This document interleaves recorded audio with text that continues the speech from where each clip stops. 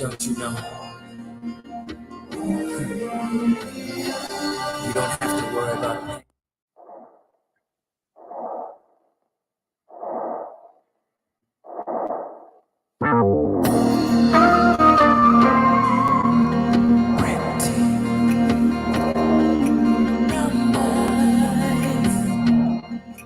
My heart.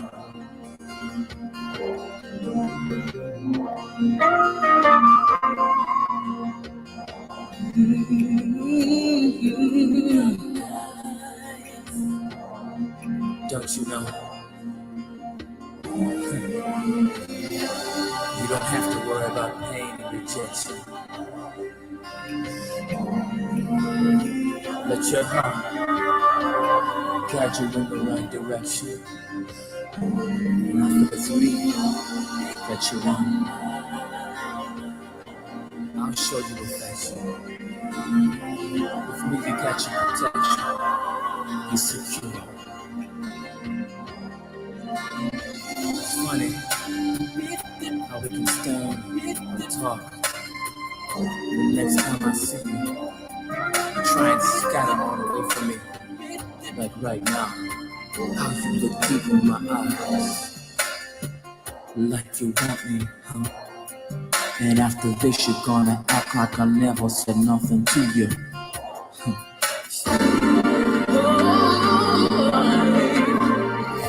Pretty brown eyes, you know I see them. It's a disguise the way you treat me. Keep holding on to your thoughts of rejection. If you're with me, you're secure. Keep telling me that your time is always taken. Keep seeing you alone. Yeah. Listen to love, your heart is pounding with desire, waiting to be unleashed. Breaking my heart, breaking my heart, breaking my heart, breaking my heart. Yeah. The heart. It's regarded as the seat of emotions. Oh, and another thing. Don't tell your friends that I don't mean nothing to you. Please don't deny the truth. Do it right now. I know your heart is in the right place. You know I won't let you down. Yeah. You can't disguise both the problem and of your heart. And you can't hide, you can't hide, you cannot stop to make sense and quit playing these love games. And tell me what you're gonna do. Breaking my heart, breaking my heart, breaking. So fine, you blow my mind. Straight from the Mint Factory, so fine. Remix, straight for the 9-4.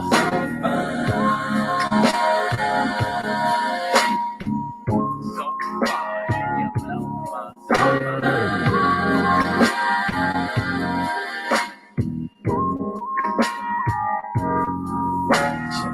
I know this cutie, her name is so fine.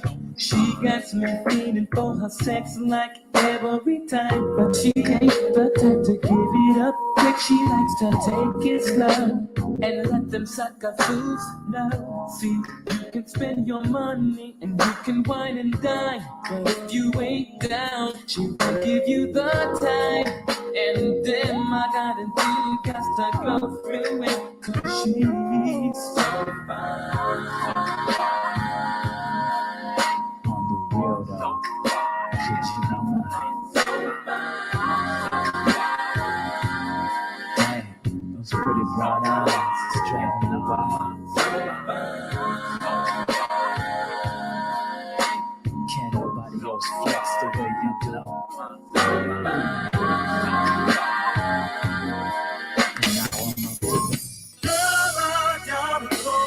I can't stay. Said things would change. Now things are still the same. Girl, I gotta go. I can't stay. Stay together, putting the front on. I'd rather be on my own. When we first met, things were fine. We went out to dine. We strolled the beach, holding hands, sharing quality time. What happened between then and now? The love we shared was lost somehow. My friends try to tell me that we're moving too fast, but how could I know the feelings would pass? It wouldn't last. I know I should have left a long time ago, but I stayed to see, hoping and praying you still love me. Girl, I gotta go. I can't stay. Said things would change, but girl, things are still the same. One more time. Girl, I gotta go. I can't stay. Stay together, putting the front on. I'd rather be on my own. Listen, I took you in, treated your children as fine. Then we laid and made love, and you had my son. What a precious time. I did all that.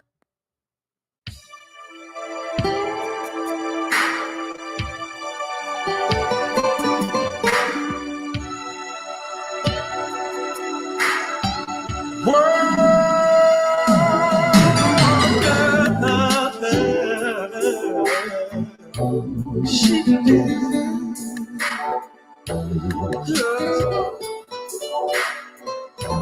Sugar, sugar baby.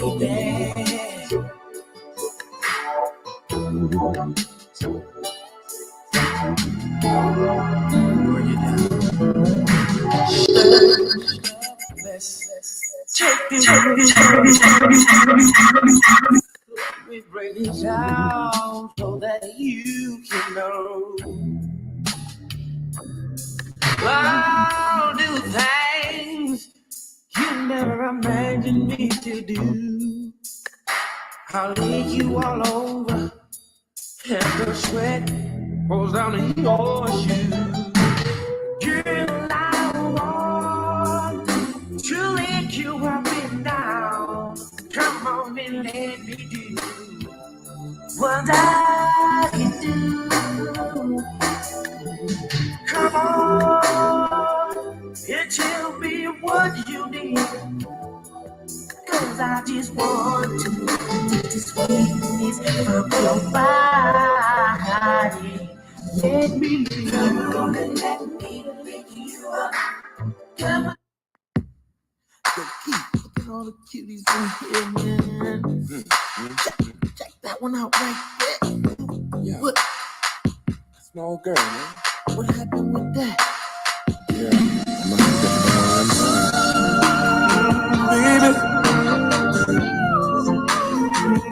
been the wrong Baby, I still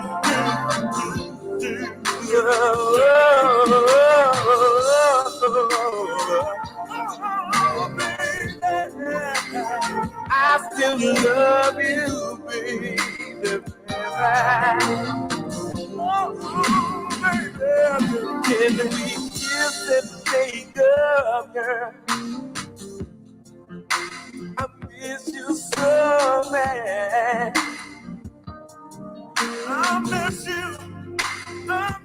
If I didn't tell you before, girl. What up, what up, what up, what up, baby? You were the best thing I ever had.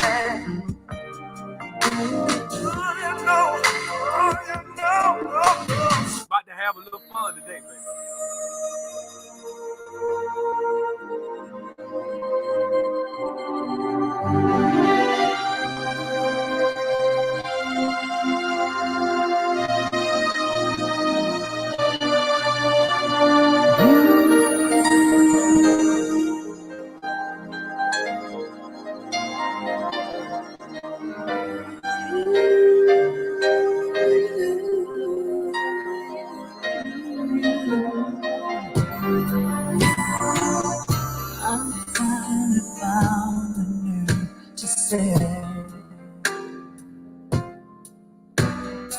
I'm gonna make a change in my life, starting here today.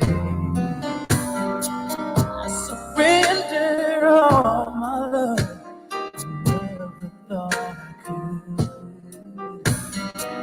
I'm giving all my love away, and there's only one reason that I would kiss me.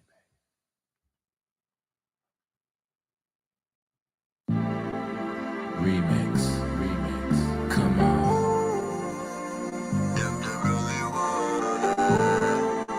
Oh yeah.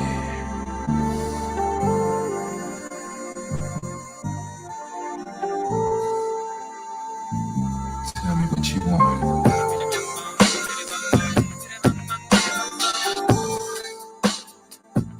Does that feel good to you?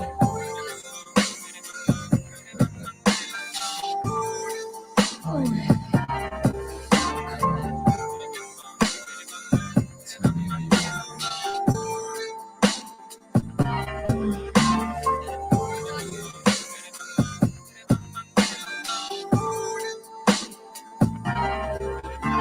The time has come for us, ooh, baby, to get real busy, baby.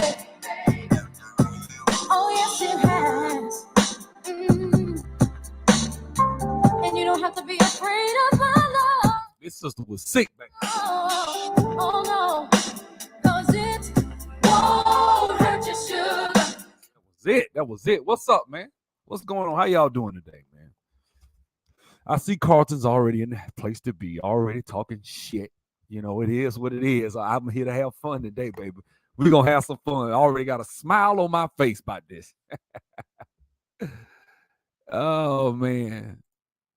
He says it sounds familiar of a topic, but somehow speaking on it is hating or policing the opposite gender's preferences. Oh, well. Okay. Well, let's get to it, shall we? This video ain't what y'all think it is. All right. So I'm gonna go and look at this article that I found. So Psychology Today had an article that was written last year. Let me see what the name of the article is. It is called "Is Getting Married a Bad Deal for Women?" Right. And of course, I was just going through the subject, and I found, I really ain't trying to go off in all that. That's a dead horse. Obsidian and everybody, and Cynthia G and everybody keep volleyballing back and forth like a damn game of badminton or something. Like, it's just boom, boom. You just get neck getting so just watching them bounce back and forth with different Psychology Today articles. Somebody write an article, they make a video. So it's like, fuck it, whatever, right? Now, that's not why I'm here. I'm here today because I want to talk about this part of the article where it says striking Tinder finding. So right here it says, what's up, BP? Right here it says there's a long conversation to be had about this, but consider the following. Attractiveness seems unequally distributed. A handful of people are attractive to many, while a large number are desirable to a few. Attractiveness may be particularly unequally distributed among men, according to the finding, while heterosexual male Tinder users liked, in quotes, the profiles of the majority of women. The majority, 78% of heterosexual female Tinder users like the profiles of only 20% of men. This pattern is not encouraging. It appears that the majority of women are competing for a small proportion of men, at least on Tinder, which means now Tinder is one thing I never use as a gauge for any fucking thing. You shouldn't really gauge Tinder as far as it really speaks. Well, this speaks about the greatest. It doesn't speak shit. Doesn't speak a damn thing. Motherfuckers ain't even on Tinder for real. Dudes, like you can't take that shit into account. But this is something that, you know, I really, the reason I want to make this video is because I think a lot of us as black men don't do the shit we supposed to do with our digital footprint. And I'm gonna get into that because I've been doing a little research, and a lot of us don't do the shit we supposed to do as far as presentation and shit like that. And I think is, you know, yeah, it is. It is a hookup site. It is. That's what it's for. It's for hooking up. But you know, I want to kind of come here and talk about that because I think that's something that we can stand to benefit from as black men is improving our digital footprint and how we look. You know, I was just listening, and so let me. I'm not gonna share this brother's whole course. Rest in peace to the brother Kevin Samuels. But years ago, when I first ran into Kevin Samuels, I liked him. You know, I was really into him, and I was into his content and stuff. You know, that is how they move, right?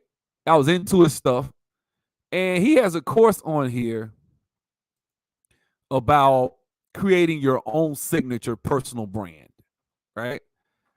And so he's just talking about, hey, your personal brand this, your personal brand that, right? And so the reason I want to talk about this, thanks, Brockma, for the super chat. I appreciate it, bro. Thanks for the $10 super chat. I appreciate it. Let me say this. So I want you guys to listen to a few things. These are little snippets because I think this is where I remember when I first ran into Kevin Samuels on his channel. And even though I thought, you know, I found out eventually he was somewhat of an asshole, but you know, rest in peace. Not being disrespectful, that's just the truth. But I'm not gonna lie, right? But the point I'm trying to make about it is when he was making a point about self-improvement, and not necessarily just self-improvement, but just presentation, and how some people think it's fake and shit like that, right? So a lot of us as black men, what we'll do is we'll like, man, fuck that shit. I'm gonna dwell what I want. I'm gonna be comfortable. I ain't gotta do shit, and I still get these hoes. Well, right now the data's not looking good for about 80% of the brothers on Tinder, which I'm gonna be honest with you is probably a microcosm for a lot of brothers. Okay, a lot of brothers just aren't doing what they're supposed to do when it comes. They straight. They straight.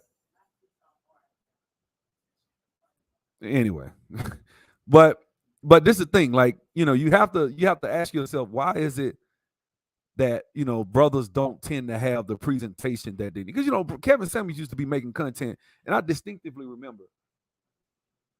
Okay.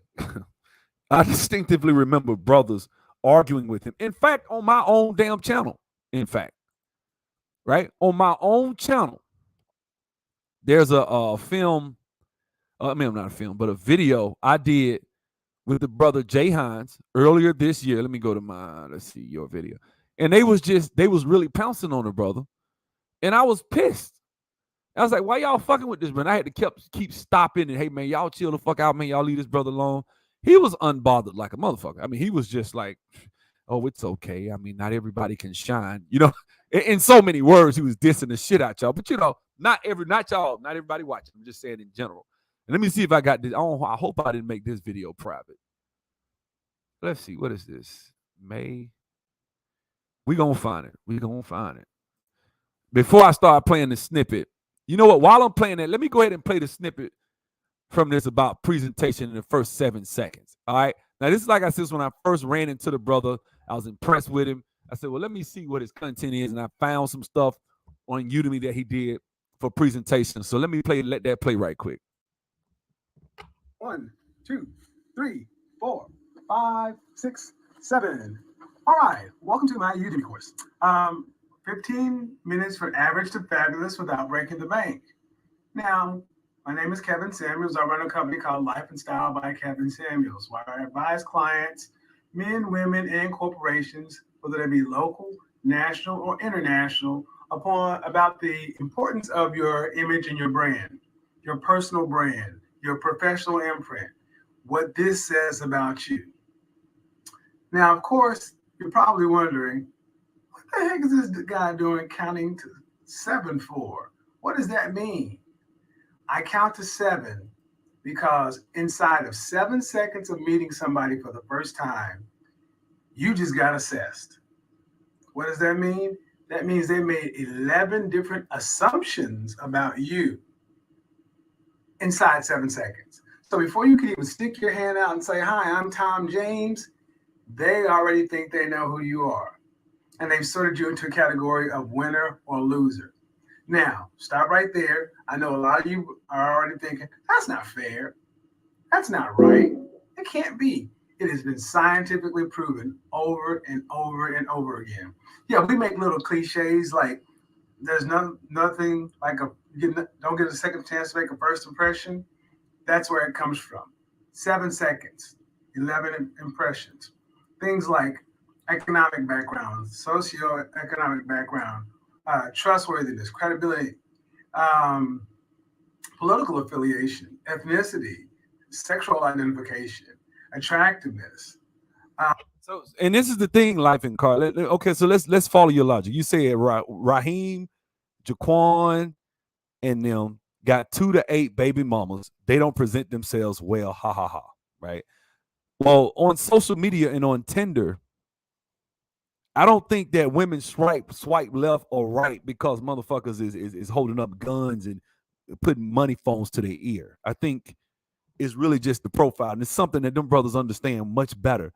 For the brothers that I'm talking about, for the dry dick motherfuckers, right? This just for you dry dick ass niggas. This ain't got nothing to do, if you know what I'm saying. It's for you, brother. And I ain't talking about you, Life and Carl. I don't know your business. I don't know your business. I ain't talking about you. You ain't got to get offended. Just saying. This for whoever to whom it may apply. Let's put it like that, right? Brothers don't want to speak on improvement as much because, like, hey man, what's your digital footprint? You know what? When we gonna get into all that, because I'm gonna let Kevin do it. See, y'all, a lot of these niggas worship Kevin, so I'm trying to help, and I figure, well, maybe I can minister to these brothers by playing their guy Kevin, and that way they won't be able to refute Kevin. See, Kevin is that's the man, that's the king. He the Tupac of this. So if I play Tupac, I figure you brothers might receive it better than if it's coming from my, I'm the simp, right? So it is what it is. Let's get it going. And the list goes on. All these things are done with inside of 7 seconds. So think about it. You walk in for an interview, or you walk in to try to go secure a loan, or you walk in and try to meet that person of your dreams. And inside 7 seconds, you go from either possible winner to friend zone. You go from possible winner to, nope, he doesn't fit our company. Possible winner to, he doesn't have the look of leadership. That's how important that first impression is. I'm going to show you how to take that 7 seconds and turn it from a potential liability into an opportunity. So, I mean, Kevin is just talking about this first 7 seconds, 11 judgments. Thanks, Ray Gunn. What's up, brother?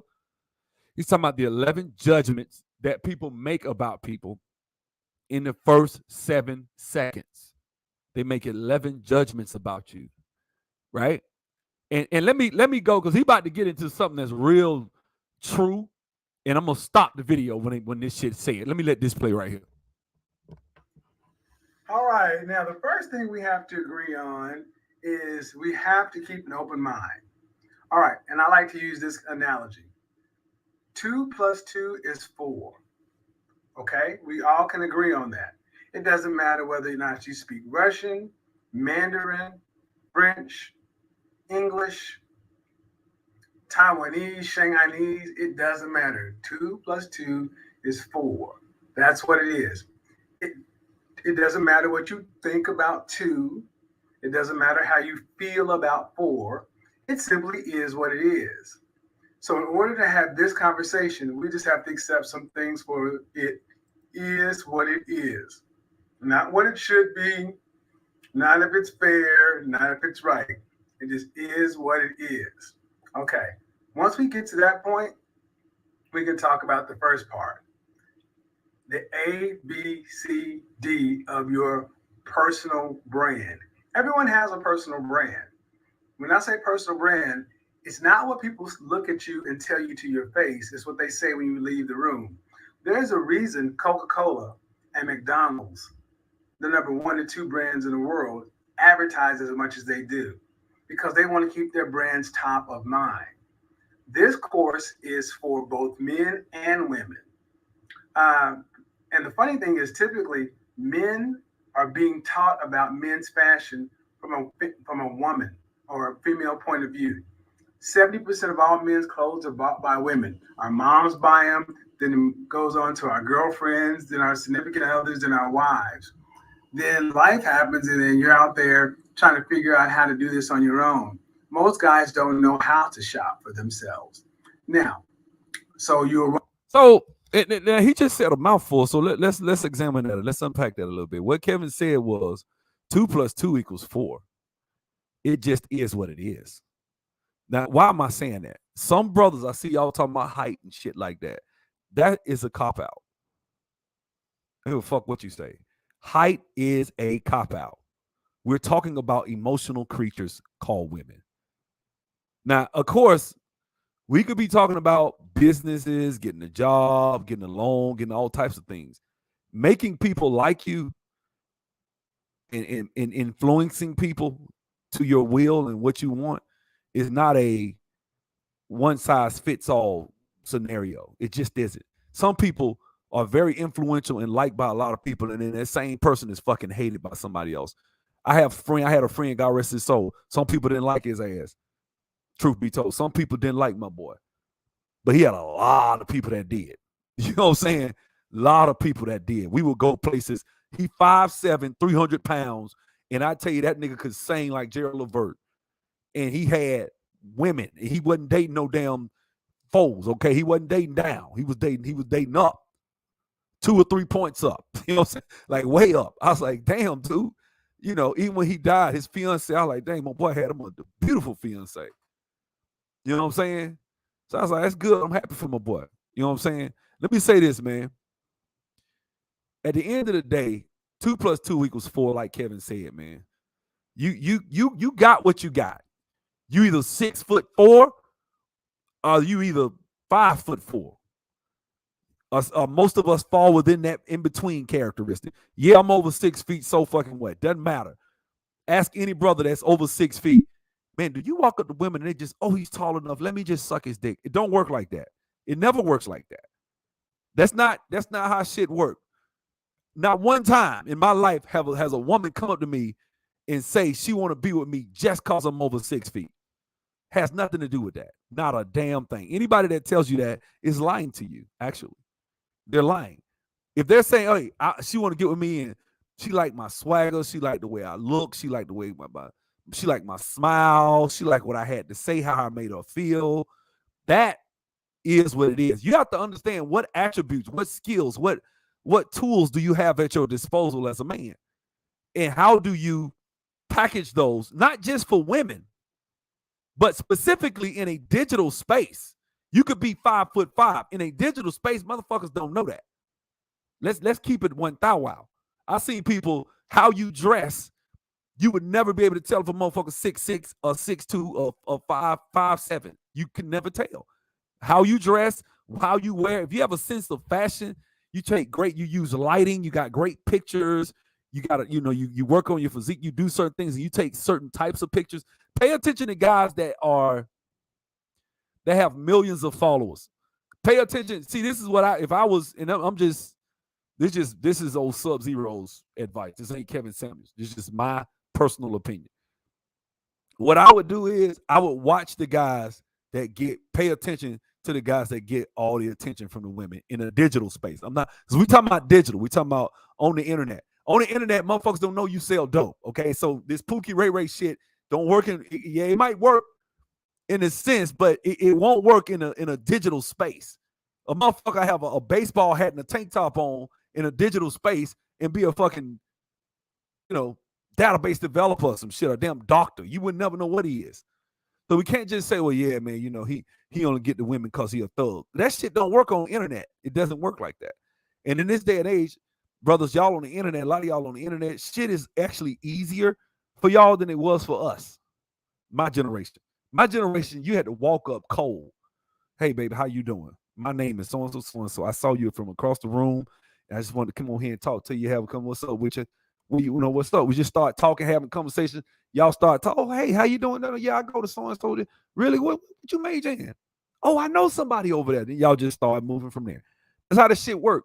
It's always one of those, or you had to go through somebody you knew, or she might give you a look.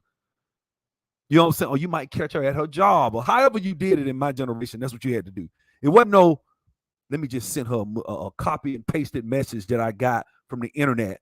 You got motherfuckers with YouTube channels telling you how to get a woman through Tinder or Instagram, what to say in Instagram. Like, you literally got shit like that in YouTube now. It's easy for you guys. You got guys giving you the blueprint. You copy, paste, and send. And you got people winding up in relationships like that. But the brothers I noticed, the brothers that get a lot of attention from women, one thing I noticed, the type of pictures they take. The type of pictures that brothers take, they understand. See, when you, and this is just my personal opinion, and this is not Kevin Samuels. I'm gonna keep playing a little of his stuff in a minute. But when you go through when you go through the content of what Kevin was talking about, Kevin Samuels, and I'm gonna share my screen. I'm not gonna show it, but I'm gonna share my screen for a second. Now I want y'all to look at this. Now, this is Kevin, right? And I'm not trying to do nothing, say nothing. I don't even like this look on Kevin. I don't. This is probably the least put together I have seen Kevin. This is probably when he first was getting into YouTube or something. This is probably way back in the day. But I don't like this look, the way this shirt fit. I just don't like it. The jacket looked like it's a little bit too big for me, to be honest with you. If I'm talking about, but I mean, Kevin probably can run circles around me in fashion, but I'm just telling you, just from my angle and the way I look, I don't know.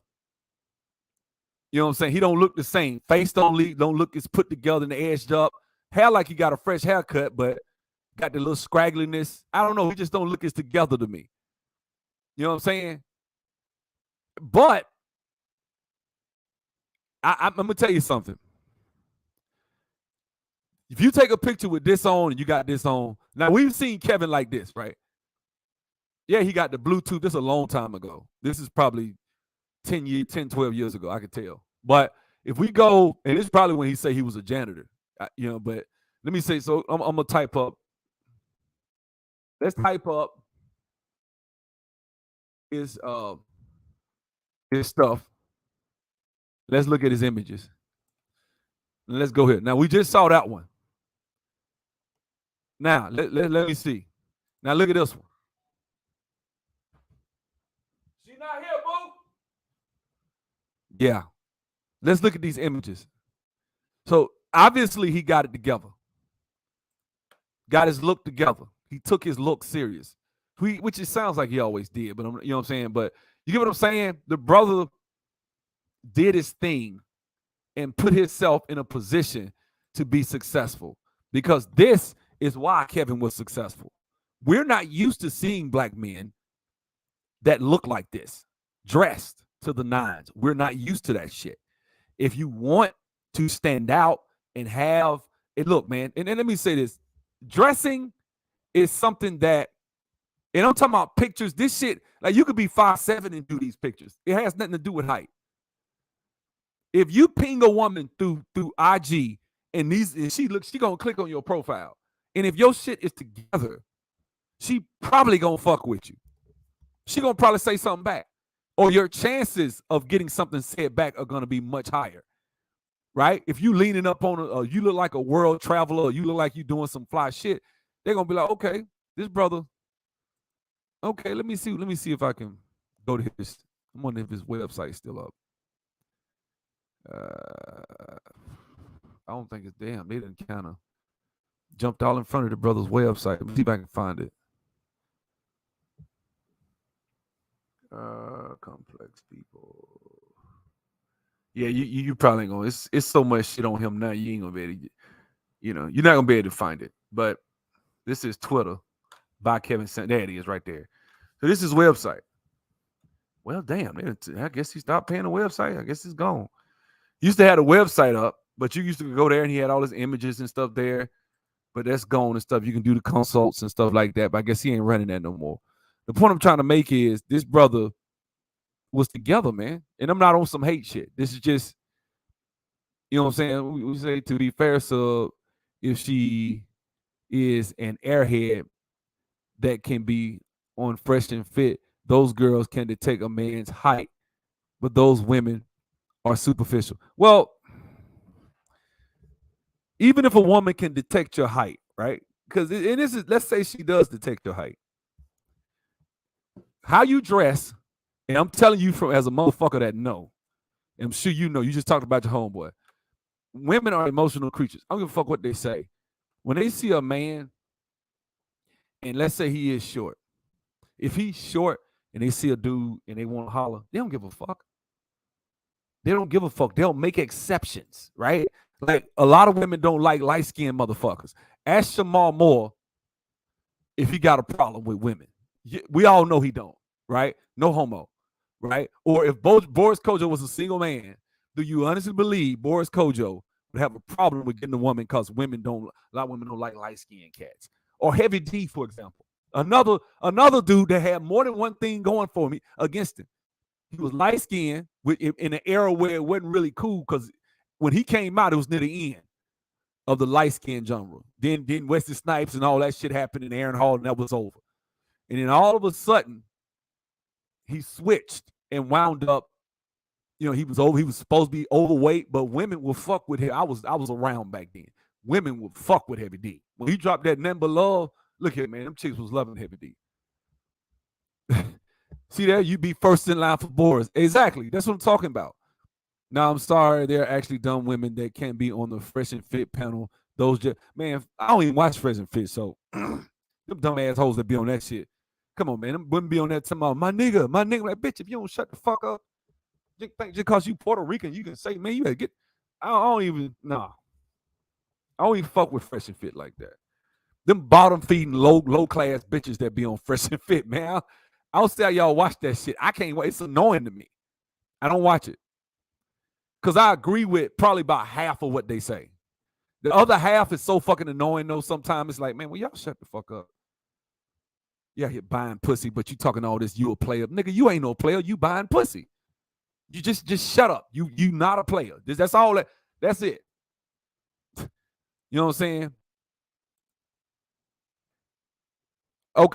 Okay, so Heavy not a good example.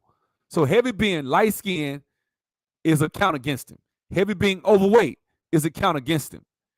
And if he was 6 feet tall, he's tall enough. But I'm just saying, I said those are two things that are valid, that were against him. That's a valid argument. I don't think it invalidates the argument of him. If he was 6'6", muscular, ripped up, dark-skinned, then yeah, I wouldn't have brought him up. But obviously he had some things that were not working in his favor with the actual being overweight, the overweight lover, right? The overweight lover, Heavy D, right? But style, swag, it ain't had none. All this shit that you yourself, and guys, let me explain something to you about style and swag. When I was in junior high, I had a little style. I thought I looked good and shit. I did. I was cocky. Fuck that shit. You ain't gotta like me, damn it. I loved me. Shit. Still do, right? But let me go back. Elementary school, ain't had no confidence and shit. Then I fucked around, got to high school, junior high. And I remember all the girls start, because I'm at school with all these girls from different like areas and different schools, and they all coming, and I'm getting all this attention and shit. Man, look here, my whole confidence went through the roof. I started feeling like, okay, I need to dress a certain way. I need to look a certain way. My clothes, this was the golden era of hip hop too. So it wasn't nothing for us to watch TV and see a motherfucker with like a FUBU shirt on. Oh shit, where that come from? I remember when that shit first came out. LL had it on. We see shit in videos. Motherfuckers was trying to, man, what, remember that cap? They had a Malcolm X cap. I was one of the first niggas at school with a black Malcolm X cap, right? Man, they had a fit. Everybody, oh, that shit clean. You know, I know that shit sound real stupid, right? But we kids, you know what I'm saying? And this, everybody wearing African medallions and shit. That's when I was in school, right? And so I remember being extremely, I lacked confidence in certain instances. I did. I thought, he got money, he got swag, he can dress for. Exactly. You making my point, brother. None of those are things. The money part, obviously, I mean, he's a rapper. Okay. What I'm saying is women fuck with him. There was a difference, and I know people ain't gonna believe this shit. There was a difference between Heavy D and Notorious B.I.G. Notorious B.I.G. got women. Heavy D got women. Women could see themselves being in a relationship with a Heavy D type motherfucker. Talking about like a Gerald Levert motherfucker. It ain't got, I'm talking about Gerald Levert, but he ain't famous. But if he got that type of swag, he got, you know, those type, yeah, them women, yeah, they'll fuck with him. Notorious B.I.G., I remember when he had One More Chance, he was looked at as a player and all that shit. Women would still tell you back then, he an ugly motherfucker now. I mean, I like his song, you know. And of course, he probably still would fuck because he Notorious B.I.G., but that still doesn't, you know what I'm saying? That's his swag, that's his fame and all that shit going added into that. The point I'm trying to make is Heavy was different. You know what I'm saying? Heavy was a different situation. It doesn't matter if you want to go with kids, you can go with kids. You can go with kids. If that's what you want to do, you want to fit the narrative, you refuse to agree that a guy that's light-skinned and overweight, those are two things that women probably don't like. A lot of women don't like light-skinned dudes. A lot of women don't like overweight guys. So those are two things that he had. Now, that's a fact. Now, I'm going to stop going back and forth about it. So let me say this. When I was younger, I ain't had no confidence. And as I got older and older, I grew into myself. I started feeling myself. I started hitting the weight room. And I got taller, maybe a couple inches. I was already kind of tall, but I grew taller. I filled out. And my swag, my confidence changed. And I'm not the same person that I was, this little unconfident, or ain't had no confidence, ain't had no, because I just didn't believe in myself when it come to women and shit. Like, I just was afraid. In fact, when you like in your 20s and you fucking broke, you ain't got no money and shit, your early 20s and shit like that, you still questioning, okay, this girl is beautiful. You giving her some sort of rank above you in your own head, like, okay, she up here, I'm down here, I'm not on her level, I can't approach her, I can't talk to her because I'm not this and I'm not that. When you stop listening to them fucking voices and you start saying, man, fuck that shit, I'm the man. As soon as she get to know, man, fuck, that's them niggas. She rejected them. Y'all hear me say that shit all the time. That's how I used to look at shit. I'm like, all she got to do is get that motherfucker, give me that number, and I get her ass somewhere and we get to talking. She ain't got no choice. That's how I felt. Like, just like I'm cocky than a motherfucker. I felt that way. I'm the shit. That's the way I thought. And so I didn't really give a fuck about none of this shit about motherfuckers having more money. None of that shit, man. I didn't. None of that shit really fazed me like that. You know what I'm saying? When I hear men talk and make these arguments, try to bolster these arguments like, well, I mean, women, they got this and women got that. And, it's just harder. And, on Tinder. And I've heard brothers cite this Tinder shit, this little article about how women are only fighting over 20% of the men. My thing is, why the fuck am I not? Well, first of all, I'm going to automatically assume I'm one of the 20%. I don't know about you. You assume you are in that other 80%. Then that tells me already that you got low self-esteem. Just off the top, you ain't got no fucking confidence. You don't believe in yourself. Well, I'm under 6 feet. Fuck all. First time I ever heard a nigga say, just because he under 6 feet, that means women don't, is when I came in this space. That shit don't have a damn thing to do with anything. A woman preferring a man to be over 6 feet, these are emotional creatures. Women are emotional. A woman will tell you what she doesn't want and do the exact opposite and do what she told you she didn't want. Well, I don't want to do this, but then she'll do it. Trust me when I tell you, women to sit there and talk, you know what, I ain't going to have sex with you. I'm not, you think you just going to get you started. Man, look here. What time is it? By 2 hours, man. I got them legs behind it. It is what it is.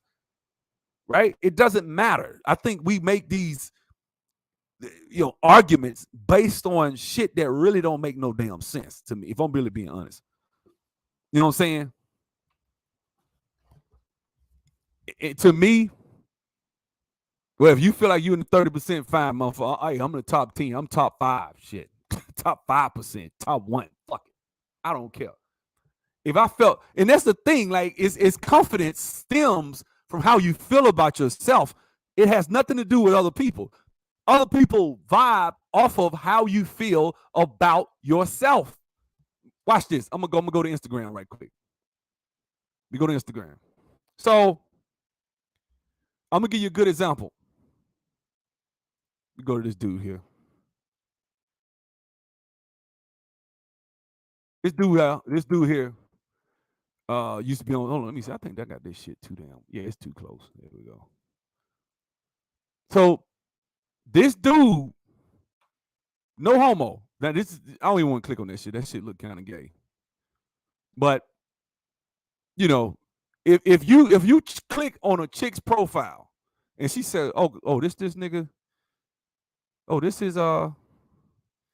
this is profile. This nigga is confident. I'm no homo. This ain't no homo shit. Don't come fucking with me. This is just about the brother's confidence. The swagger, the confidence of this motherfucker. Look at him. No shirt up under that shit. Wide open with a fucking truck hat and some jeans. And will go out like that. Going out to the club or going wherever. Women actually, look at shit like that. So this nigga got confidence, this nigga got this, nigga got that. And you'll be like, okay, he'll be in the 10%. Well, it's just because he over 6 feet. This ain't just 6 feet. And this is no homo, okay? I gotta say that shit. I gotta stress it again. This is no homo. This ain't just some 6 feet shit. This nigga might be 5'9". He looks short to me, to be honest with you. I don't even know if he that tall. You know what I'm saying? This ain't got nothing to do with being 6'5". But see that this shit, this is just confidence. This is not no hate. This is just confidence shit, man. This shit make me uncomfortable to look at a motherfucker with this. Let me go ahead and get off this shit. I don't even like looking at that shit. Like, damn, dog. Some of them pictures I wouldn't fucking take. Fuck that shit. I wouldn't take them. You know what I'm saying? Let me see. Let me check my homeboy out. It's my other homeboy, Jay Hines, the one I did the interview with. Confidence, man. Confidence.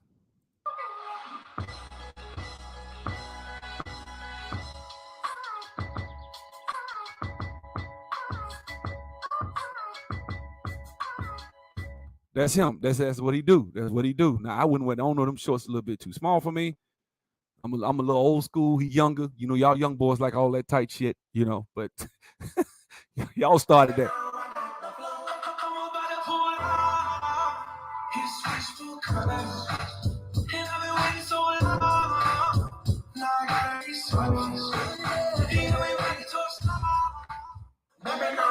That was some ill shit, right?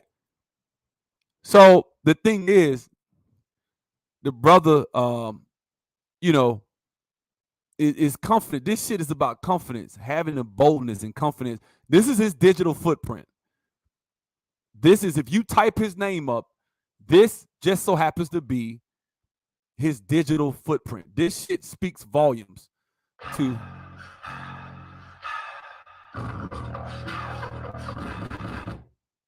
You know what I'm saying? Nah, so we seen y'all win in the 80s. Bro, I was a child in the 80s. I don't know what you talking about. I was a child, man. I wasn't wearing shit in the 80s. I'm just saying, my era, my era is the baggy jeans and Timbs and all that shit. That's my era. No disrespect to him, sir, but this is male attention whoring. It's one thing to a nice shot, but an IG profile full of glamour shots as a man isn't a good look, in my opinion. It reeks of, look at me. Let me say this right here. He has a business. Thanks for the super chat, Sir Tice. I wouldn't say that about this brother, because he has a business. He makes suits. He's traveled the world. He speaks on panels, and that's what it is. So him doing some shit like this, him taking pictures and angles and doing this shit like this is just par for the course. because that's what he does. That's his office. I've been in there. That's his office. He makes suits. And so a lot of his customers are through his social media. So when if you are a subject matter expert of a particular subject, then you need to, get exactly. That's different, right? But now the other dude, Stephen Beck, yeah, you probably, now this other guy, this guy right here, yeah, this nigga.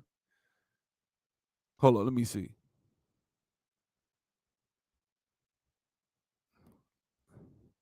Yeah, like shit like this. That's attention horn. That you trying to get some attention. He's trying to get attention. That's yeah, female thirst trapping, whatever you call that shit. Yeah, every picture he trying to wear tight fitting shit, trying to show, you know what I'm saying, like yeah, this. Yeah, now this nigga is attention horn like a motherfucker, right? I wouldn't like look at this. Who does that? I'm not doing no shit like that. I think I got the body to pull that shit off, but I'm not gonna do it. You know what I'm saying? That shit is thirst trapping. You know what I'm saying? Now the difference is if I'm in a particular shape, like I'm in good shape now, but if I want to take pictures and I don't give a fuck. But if I was out here trying to be like a social media influencer or a trying to build up my content as a fitness influencer or some shit like that, and I had a YouTube channel, I was talking about getting in shape. Then I also had a YouTube channel where I also had an Instagram. Then my shit would be full of pictures, but it wouldn't be no shit like I wouldn't take pictures like this. I would not take pictures like that. I just wouldn't. That's thirst trapping. You know what I'm saying? But would I take a fitness picture of me just like some shit like this? Yeah, I'll do that. So it's ways you can do shit, man. Yeah, it's a lot of dudes out here, but he's a good example of what I'm saying now. And another thing, regardless of what we may, as brothers, as men, we may think is one thing for us as men, but it's another thing for men and how women respond to men like this. Because for every woman that'll say, yeah, that nigga, he this, he that, he wants you to look at him. If that nigga was trying to holler, probably based on his social media presence alone, he'll probably get some cooperation. Like, girl, who that nigga is in your, this nigga right here, girl. They'll be like, oh, girl, you need to, that's how they are. That's how women are. I've been around them. You've been around women, you listen to how they talk, how they think, you start understanding what they find attractive, and I'm not on some bullshit. I tell the truth. If a woman finds a man attractive, we got to be aware of that. And then when you talk about your social media presence and your social media footprint, then I'm not saying that you need to be up in this bitch with a million fucking suits and trying to be all super impressive and shit. But your social media need presence. Like, I be seeing some niggas like, I see why she ain't gonna holler at your ass. Look at your pictures. Like, if you go on a dating site, like, I'm not finna do that because I'm not even on these sites. But let's say I wanted to. I went on the site. If 80% of these brothers are getting rejected, then chances are they probably not. If they in shape, they in the gym, they don't know how to show their body. All you gotta do is just put on a tank top and walk around. Women stare at you, man. So I know. I'm talking about I'm not just me. I'm talking about any man will give a damn his height. If you got any type of musculature to you, and you put on a tank top and you got flat stomach and no love handles, and you just walk, man, chicks, trust me, bro. Women love that shit. So when I hear people talk this shit about, well, nah, man, it's about being over 6 feet. It's about all these are weak, bitch-made excuses to not do the work. Now, as much as I talk about this brother Thurston, this nigga be working out like a motherfucker, as you can see. He stay working out. You know what I'm saying? You know, it is what it is. That's just me. See, this dude always working out. This ain't no homo shit. The brother always on this shit, man. I'm not a hater. I'm not a hater. You know, now, I ain't gonna lie, he love to take them pictures in his damn near naked and shit. That shit just kind of thirsty. I wouldn't do that shit. Like, who the fuck does? Like, I'm not taking pictures in my fucking drawers. I'm just not like that. Like, I can see a high fashion photo shoot. You got a swimsuit on or some shit. and it's kind of fitting a certain way. One picture, okay. Because in fashion, I understand you trying to model or some shit. Sometimes they have you some shit like that. That's par for the course if you're gonna model. But this nigga got a bunch of them, and it's on his own personal shit. So he really trying hard. But one thing I get is, brother, can I be honest with you? He knows how to take pictures. He know how to take pictures. He know how to, he just know. He knows how to take pictures. He's comfortable in front of the camera. As you can see, he take pictures every fucking day. And I think that's the difference. Yeah, he do. He do look like, I ain't gonna even say that H word, but he do kind of give me that a little bit. He does. Now, because I ain't been on this shit in years. I hadn't been on this shit in years. But yeah, some of these pictures, like, why you gotta be in your fucking drawers all the time? Like, something about that shit don't seem right. You know what I'm saying? Something about that, yeah. So might need to be a little suspect. Brother might be a little suspect. You know what I'm saying? No disrespect. I ain't one of the ones that just call every man like that, but yeah, I can see, I might see why motherfuckers think that about this brother. You know what I'm saying? Real shit. I might see it because it's like, I don't know, man. Like, who does shit like this? Like, who does that? I'm not finna take no fucking picture like that. So, it is what it is.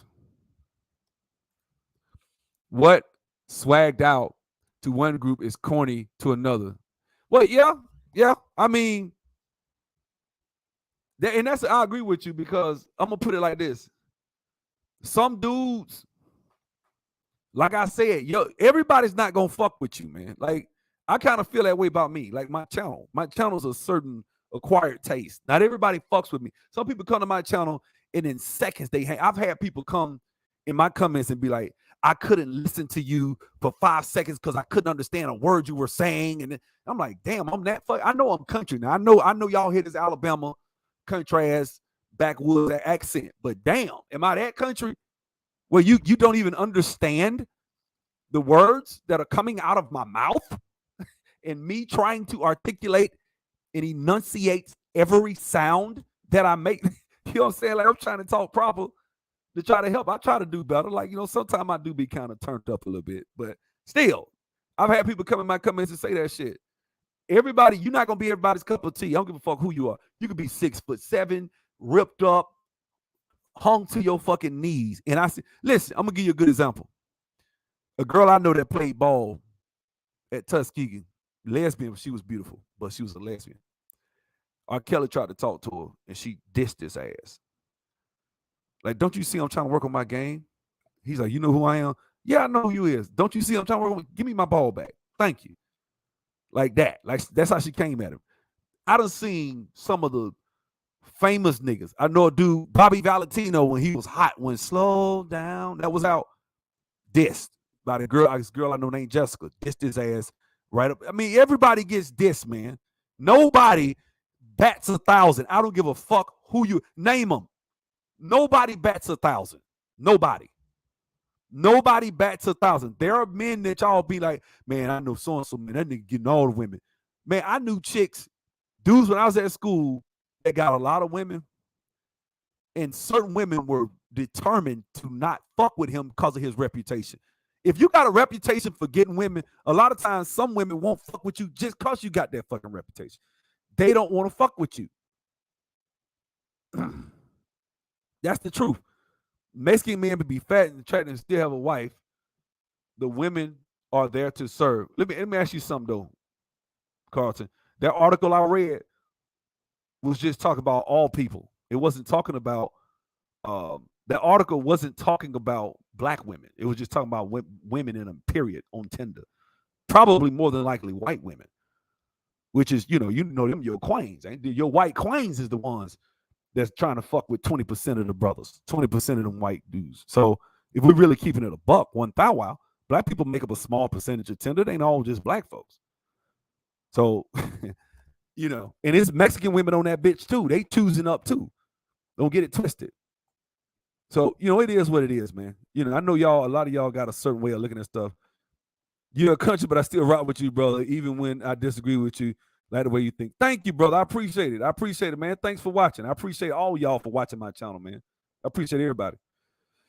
Black men have to be bodybuilders to get fat women. Shit. See, Carlton, and like I said yesterday, Carlton, you need prayer, brother. You do. Because you are, I don't know who it was, man. We need an intervention for. I'm gonna do a video about Carlton, and I'm gonna give him the link, and I'm gonna let him come up, and I want all the brothers to come. We're gonna circle around you, brother. You need some love, brother. You need love, like to be reassured that it's gonna be okay, brother. Because you jaded than a motherfucker. But I'm talking about somebody broke you off a number, but somebody must have fucked it. Look, what happened, bro? What happened? Come clean, man. It's always it's something. It is something somebody did to really fuck your confidence. You have no confidence, bro. None. You don't believe in yourself. You don't even think you can get a black woman. You think, man, I got to be a bodybuilder. You're not a bodybuilder. I met you. You're not a bodybuilder, right? So you can't even get a fat black woman. Is that what you're saying? Sound like to me, you just ain't got no confidence at all. Real shit. Who hurt? I ain't been hurt. I mean, I ain't gonna lie, I've been hurt, but what I'm saying is I ain't hurt like that. I'm calm. But I'd be like, damn, that nigga Carlton, every comment. If I see Carlton's avatar, you can best believe if I click on it, it's from one jaded, angry fucking perspective. That he's just this quality, great man, and he does everything right, and he has no flaws, 5% body fat. No, I'm sorry. But I'm gonna be fair. 10% body fat, right? I'm gonna be fair. 10% body fat, makes $500,000 a year, and women, you can't get a Lizzo. That's what I'm saying. Thank you, brother. Thank you. See, usually the first step is admitting it, brother. That's how you get things done. This is now we need to do an intervention. That's what this video is for. This video is actually for you. I know, man. I know. I'm fucking with him. I'm just going with him, dog. I know what time it is with Carlton. He always fucking with me. So that's what I'm saying. He said, yeah, so we got to be bodybuilders to get a fat woman. I knew he was being rhetorical. What I'm saying is, who is the chick that fucked you over, brother? Because my thing is this. I'm not that jaded. I'm not that angry about shit. I've always felt like I could be successful. I actually didn't even need the fucking weight room. I worked out. It was one of my attributes, but I ain't need that shit. If as long as I wasn't fat, if I just played basketball and didn't never touch the weight, shit would have still went the exact fucking same. It would have went the exact same. Nothing would have changed. You know what I'm saying? And so that's just me. No, who hurt you? Okay, well, whichever way he put it. I know I saw the laughing emojis. I get what he was saying. Whichever way he was saying, I know he's fucking with me. So the point I'm trying to say, when he says who hurt you, is he's trying to make it, because I know there's some sort of running joke about people saying who hurt you or some shit. And I get it. I've heard people say that on other videos and shit like that. The point I'm trying to make is this.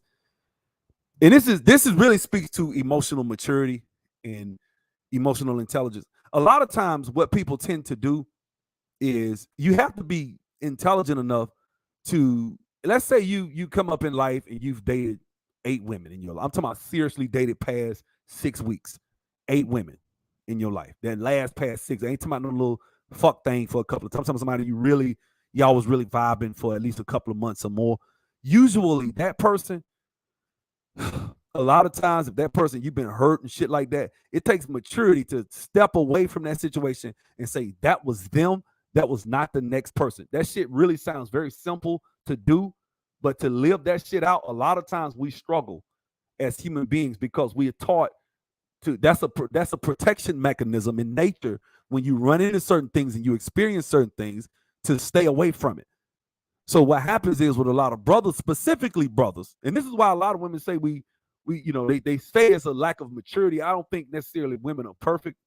But they weren't just talking about brothers, they're talking about men. Psychology Today article that a lot of these sisters have been reading about how immature black men are. In fact, the article that sister that got fired, she read that article from Psychology Today where it talked about black men, or not black men, but just men in general, lacking emotional maturity in how to handle certain relationship skills. Because it's a skill to a relationship. You got to have skills to resolve conflict and to not let shit faster and ruin the fucking relationship and hold grudges and resentment and shit like that, or having baggage from a situation that has nothing to do with the previous or prior individual. And so, it's in human nature for us to say, in order for me to protect myself, I'm gonna stay the fuck away from this or that, because the last time I did that, this is what happened. Yes, but that was this person, or that was this, or there were things that you yourself didn't see in that situation that brought that on. It wasn't that every fucking woman is out to get you, right? So what happens is, as I'm in this space, I'm looking at a lot of hurt black men and black women that say black men ain't shit, black women ain't shit, this, and they dated 8 fucking women past 2 months, and they whole fucking, I'm talking about motherfuckers in 35, 36 years old. They've dated 8, but they can statistically speak authoritatively about every fucking black woman or every black man. Like Cynthia G thinks she can talk authoritatively about all of us as black men and say we ain't shit, and black men this and black men that. And it's like, and then you look at them and you're like, okay, well, what? Okay, so run down why you, what brought you to this point? Well, I just look at the data. That's bullshit. That's bullshit. A good example, Cynthia G was all on this pro-black hotel shit, and then she flipped because she experienced being mocked by Jason Black and Tariq. They made fun of her edges and shit like that, and then she came back with fucking Cruella de Vil, I hate black men, I'm gonna destroy the fucking community. Right? The skill is tap dancing to a tune. See, that's what you think. You think you have to be a simp to be with a woman, which means you're not going to ever have a successful relationship unless you go get to a woman that's going to let you talk to her and kiss your fucking ass. See what I'm saying? That's the difference, Carlton. You could be with a woman, she express her opinion, you express yours, and that's how the relationship works. You think you're going to get with any fucking woman and it's going to be just all like, you know what, man, I say what the fuck goes. She'll never say shit to me. This is what the fuck is going to be, and that's that. And you think that woman just, okay. And she got your kids, and she raising you, and she's sucking and fucking every night, right? So, I mean, that's just how it is. That's how it is, Carlton. You're going to always see this shit that way. And I think it's your personal experience, and a lot of it has to do with how you look, how you dress, how you talk to women, how you conduct yourself with women. You getting what the fuck you deserve out of these women. Can I keep it a 1,000 while? They're rejecting you. You making fun of that shit. You might think, I don't know. But your jadedness has a lot to do with you. You got to ask yourself, what the fuck did I do to get myself to the situation where I am? Where, you know what I'm saying? Because a lot of times, like when a woman uses you, right? Let me ask y'all a question, because I've been this guy that's been used by a woman, treated me like shit. You know what? When I sat down and I calmed the fuck down, I stepped back and I had a woman use me, and I said, you know what? I put her on a pedestal. I thought because she was so beautiful that, I felt subconsciously maybe I was dating up, I was dating out way above my pay grade, and I made compromises with my code and principles with who I am as a man. I let her talk to me certain ways and do certain things that I would have checked, should have checked, and I knew better, but I didn't. And then once she saw that and she saw she could get away with it, she used it and started disrespecting me from a different angle all the time. She was being disrespectful. She used me for money and shit like that because I didn't value my fucking self. I was the problem. See there, I wouldn't be like, well, fuck, women ain't shit, that bitch. No. She probably, if I'm being completely honest with you, and I'm gonna tell you how I know this shit true. I had a chick I was dating. I was in junior high, right? This chick was real popular. All the guys liked her. And then I found out she liked me and shit like that, right? Me and her started dating. Then after a little while, she dumped me. I didn't know what the fuck was. I didn't know what for or nothing. And I remember just, I sat there after it happened, and I sat and thought, and I hated myself because I compromised on. I remember thinking, damn, the way she would crack jokes, even though it would be little shit, she would say stuff and I wouldn't defend myself, or she would do certain things. And I could tell throughout the time that I was with her that I put her on a pedestal, and she picked up on that shit. She lost respect because she saw that as fucking weakness. This nigga kissing my ass, in other words, right? And so I don't want no man like that. Women get turned off by that shit. They view that as a lack of confidence. You know what I'm saying? And they view that as weakness. And I was angry, right? So fast forward about 6, 7 years or whatever. I fuck around, go to college. I done played ball. I'm doing my thing. I come back to Montgomery and I see her. Me and her talking. Now this shit is different. Now I done been all to Brazil. I done been everywhere. I done seen. I went to Tuskegee with women from all over the fucking country. I know what real cold women are and shit. She still was popular. Everybody knew her. I didn't give a fuck. Then she wanted me because I didn't give a fuck no more. And I remember I didn't talk to her. I just didn't. I lost interest. I just didn't have interest. I was not attracted to her anymore. None of that shit. But I remember thinking, man, when I was a kid, that was, how you had this girl you wanted in like the 9th grade, and then even 10th, 11th, you still like, damn, that's the one I really wish I could have kept, and she's still beautiful. Man, she's still a good looking girl. But at the end of the day, I just didn't give a fuck because I had options. I had been around, and my confidence was different. And when I came back around this girl, I could tell my swagger was not like on some, I wasn't even trying. I was just like, I guess she just picked up I wasn't finna kiss her ass no more. You know what I'm saying? And so the next thing you know, it clicked. I was like, my confidence grew. I'm more sure of myself. I've been all over the fucking world. Shit. I was thinking I was about to finish up my degree. I was, I had my own shit. I was working on my first house. I think was that. I was about to. I was trying to get my first house. I was looking at houses and shit, and I'm thinking of my future's fucking bright. I'm still good looking. I got everything. I think she had a child. She wasn't bad looking. She still was a viable woman. Like as far as brothers would still want her, but that wasn't why I didn't give a fuck. I just didn't give a fuck because I thought I could do so much better than her. Even though she wasn't a bad chick. My confidence just grew.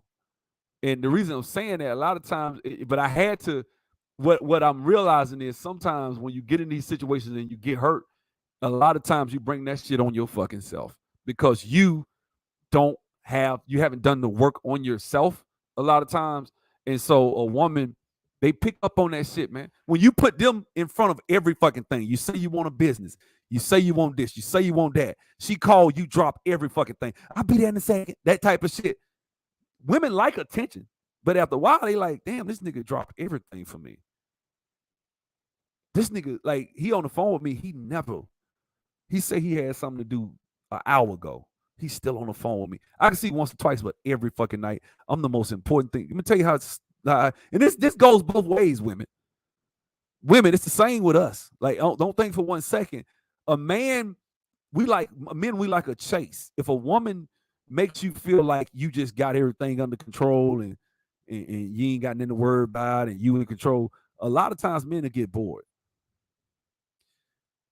Young, immature men and some older men will get bored with a woman, and they'll start playing games, or they'll know they got you wrapped around their finger, so they do whatever. They don't, they you going on a trip or some shit. He make you pay for half the fucking trip. You talking about you moving? This nigga don't even want to come help you fucking move. I know somebody that happened to. All because of the dick. All because she, basically in so many words, because he had good dick. This nigga, he was treating her a certain way. Until he got the pussy. Once he got her, fucked her how she was all, her mind was blown. He knew it. Based on the text he was sending her, I knew he had her mind. And at that point, that nigga, he flipped. Started treating her any kind of way. She ain't going no fucking well. Still ain't. She's still dealing with that nigga to this day. Now, that ain't been, ain't gonna go, that was years ago, but still. She's still dealing with him. The nigga don't give a fuck about her.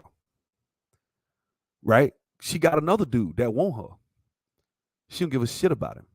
This dude wants to, the other dude, the new guy, is doing all the things, the right things. And I'm telling her friend, I said, I hope that nigga leave her the fuck alone. She don't deserve no good man. I said it. I said she deserved to die fucking alone with cats. So why would you say that? I said, because that's some bullshit she using that dude. She wiping her ass and she too old for that shit. This ain't no little 20-year-old we talking about. You wiping your ass with that brother because he's into you. You know he like you. He doing all the shit that this other nigga who got the good dick ain't doing. But she lacks respect for his ass. A lot of times we fuck it up because we don't do the fucking work. We don't. What do I mean by that? You got to have options when you single. You just do. You can't put a woman on a pedestal. I know there's a such thing as chemistry, and there's always this one woman that's going to stand out or this one guy that's going to stand out, but you got to have options, because if you ever put somebody up on a pedestal, it got to be a mutual thing where both of y'all kind of, the chemistry is kind of a mutual thing. That's how you get in a relationship. You know what I'm saying? But, well, yeah, all's fair in love and war, but I just think it's some grimy shit to see her wiping her ass with this brother and getting this dude to spend all this fucking money on her ass. And she knows she's talking shit behind her brother back. I don't like shit like that. I don't. I think that's some real foul shit. And she get whatever the fuck she deserves, as far as I'm concerned, by that other nigga. And he gonna take her ass on through there. He already done took her through there. And he gonna keep taking her through there. She deserves it. And, you know, I hate to see people get their hearts broken. I don't wish heartache on nobody. That shit hurt. But at the end of the day, if you're gonna wipe your ass with a brother and treat him like shit and use him and milk him for all the free shit you can get and brag about it, fuck you. You deserve whatever happened to you. That's how I feel. You know what I'm saying? As I was saying earlier, when it comes to doing the work to change your environment in the way you've been treated by women, because women, you may get treated a certain way by a woman. You don't have some people don't have the social intelligence or the self-awareness, if you will, to be able to step back. Like a good example. If I got a friend of mine, and then let's say I try to hook him up, I got a homeboy, I'm hooking him up with somebody, and I tell him before he hook up with the girl, hey man, do me a favor. When you go on a date, don't wear this, man. Wear this. Why, man? Why? Man, I'm being myself. Fuck that shit. I ain't gonna change. Man, fuck that shit. Oh, okay. And I see little shit. I'm like, bro, okay, your hair naughty. Get your hair cut. Your beard looking a little scraggly, bro. Get that shit edged up and combed out or whatever you're going to do with it. You know what I'm saying? Get your hair edged up. Get your edge up, man. Get your shit tight and crisp. Man, make sure you smell good. Don't have shit all cluttered up in your car. Little bitty shit like that. You look unorganized, right? You telling a woman you want to start a business. You telling a woman you want to do this. You want to do that. I want to start this. I want to do this. I want to do that. And you ain't doing shit. Or when she call, you drop every fucking thing because she's the most important thing. I understand a man will make time for a woman if he really into her. We all do. We make time for who we find. But if I'm focused on some shit, you call 10 minutes, 15 minutes. Hey, check this out. I'm working on this. I hit you back. You know what that tells her? I'm not his priority. Yes, he likes me. Yes, he's into me, but I'm not his fucking priority. We're not married. He wants to get to know me. He even was nice enough to give me time. I'd step away for 10 minutes or 5 minutes and have a little quick conversation, but I gotta go. I'll call you later. Right? Little bitty shit like that. Some brothers get it, some brothers don't. And then them brothers will wind up jaded and they'll blame the shit and just, man, black women ain't shit, man. Black men ain't shit. Black women. And I'm looking and I'm like, nah, it ain't that. It's this. It's that. Why don't you change this? Why don't you change that? I ain't doing shit. I ain't doing nothing. I ain't doing nothing. I ain't got to do that ego shit. And then when you kick in with that ego, there you go. It's a self-fulfilling prophecy. It's a cycle. It goes right back down. You know what I'm saying? And so you sit up here and you start thinking, man, I ain't going to do the work. Fuck it, man. And then you realize when you get older, damn, I put that girl. Because think about it, guys. A lot of y'all don't approach women at all. Let's keep this shit above. A lot of y'all scared to approach women. A lot of y'all don't go no fucking where. Because you're scared to go in a place because you have anxiety that everybody's staring and watching you, right? And the best way to deal with that shit, walk in that bitch and look everybody in the fucking face. And then you'll realize they ain't fucking with you. They ain't even looking at your black ass. I used to do that shit when I was younger. I used to be like, man, everybody gonna be staring at me. Everybody gonna be looking at me, da, da, da. And a lot of people would look, but I honestly, as I got older, like shit, they look at what you got on, they looking at how you smell good. You know what took that? Going out, getting in somebody's face, man, you clean. Everybody's saying how nice you look. Eventually you like, well, everybody's staring because of what I got on. Everybody's staring because, brother, that's a lie, brother. That's a lie. Let me tell you, the white man can dress how he wants because he controls the dynamics with the black woman. Well, the white man, the black woman controls the dynamic with black men. That's for your ass, C. Carlton. I control my own fucking dynamics. You see, Carlton, that's the difference. I see the world different than you a pessimist, bro. You're a pessimist. You pessimistic. You're defeatist. You're defeatist. You don't want to do all this shit I'm talking. You still are determined to not. And I guarantee you, if I sit you down 5 minutes, I can look at you. I done met you, brother. I can look at you, talk to you, say, okay, brother, you got to do this, this, this. I can tell you why you probably getting rejected. This, and this. People make judgments about you within the first 7 seconds they meet you, right? I'm sure you made judgments about me when you met me. If you who I think you are at the Black Manosphere meetup, right? So you made judgments about me, I make judgments about you. So I can look at somebody and tell. I'm not talking about you, Carlton. So don't take this personal what I'm about to say, but I'm gonna say this about some brothers. I can look at some brothers and tell why they so fucking bitter and angry. Not Carlton, okay? But in general, I can look at a brother and say, yeah, man, this brother, I can see why he's short, he this, he that. It ain't cause you short, but it's short coupled with you fat, coupled with you don't know how to dress, coupled with you lack fucking confidence, coupled with you have no social skills worth shit. You comfortable around a brother, you might can talk to a man, but you sure as hell ain't comfortable talking to a beautiful woman, right? And if a woman has got some heels on and looking good and smelling good, and she done put in 5 and 6 hours to look good, and you walking your bummy ass up there with some wrinkled up fucking button-down shirt looking like you got that shit up out the damn Goodwill some damn well, right? Or a damn thrift store looking like you've been sleeping under a fucking bridge with some dingy ass, dirty old Air Force Ones on, and then you wonder why you got dissed, and then they diss you so fucking bad. And it really don't be that bad. It's in your mind. Like a woman to diss you, this shit is so deep. A woman to diss your black ass, and you'll be like, oh my God, you'll play that shit over and over and over and over and over and over, right? And so, dude, I'm gonna put you in timeout, Carlton. I see you typing a soliloquy. I'm gonna put you in timeout. You're not blocked. I'm just gonna put you in timeout, all right? Because this brother steady typing away. Just chill out for a second, fam. Because I wasn't talking about you. I'm just saying in general. But you'll play that disc. Because I used to do it when I was young. Man, we all been young boys before, man. My era in the 90s, nigga, you had to have game. Walk up, bitch, or you gonna be dry dick whacking off, nigga. You better learn how to talk to a fucking woman, or you lame. You ain't got no game, and another nigga gonna be getting all the women, and you gonna be sitting there looking stupid. You better figure out how this shit work. And so what I'm trying to tell you, a woman will dish your ass, and you play that shit over and over and over.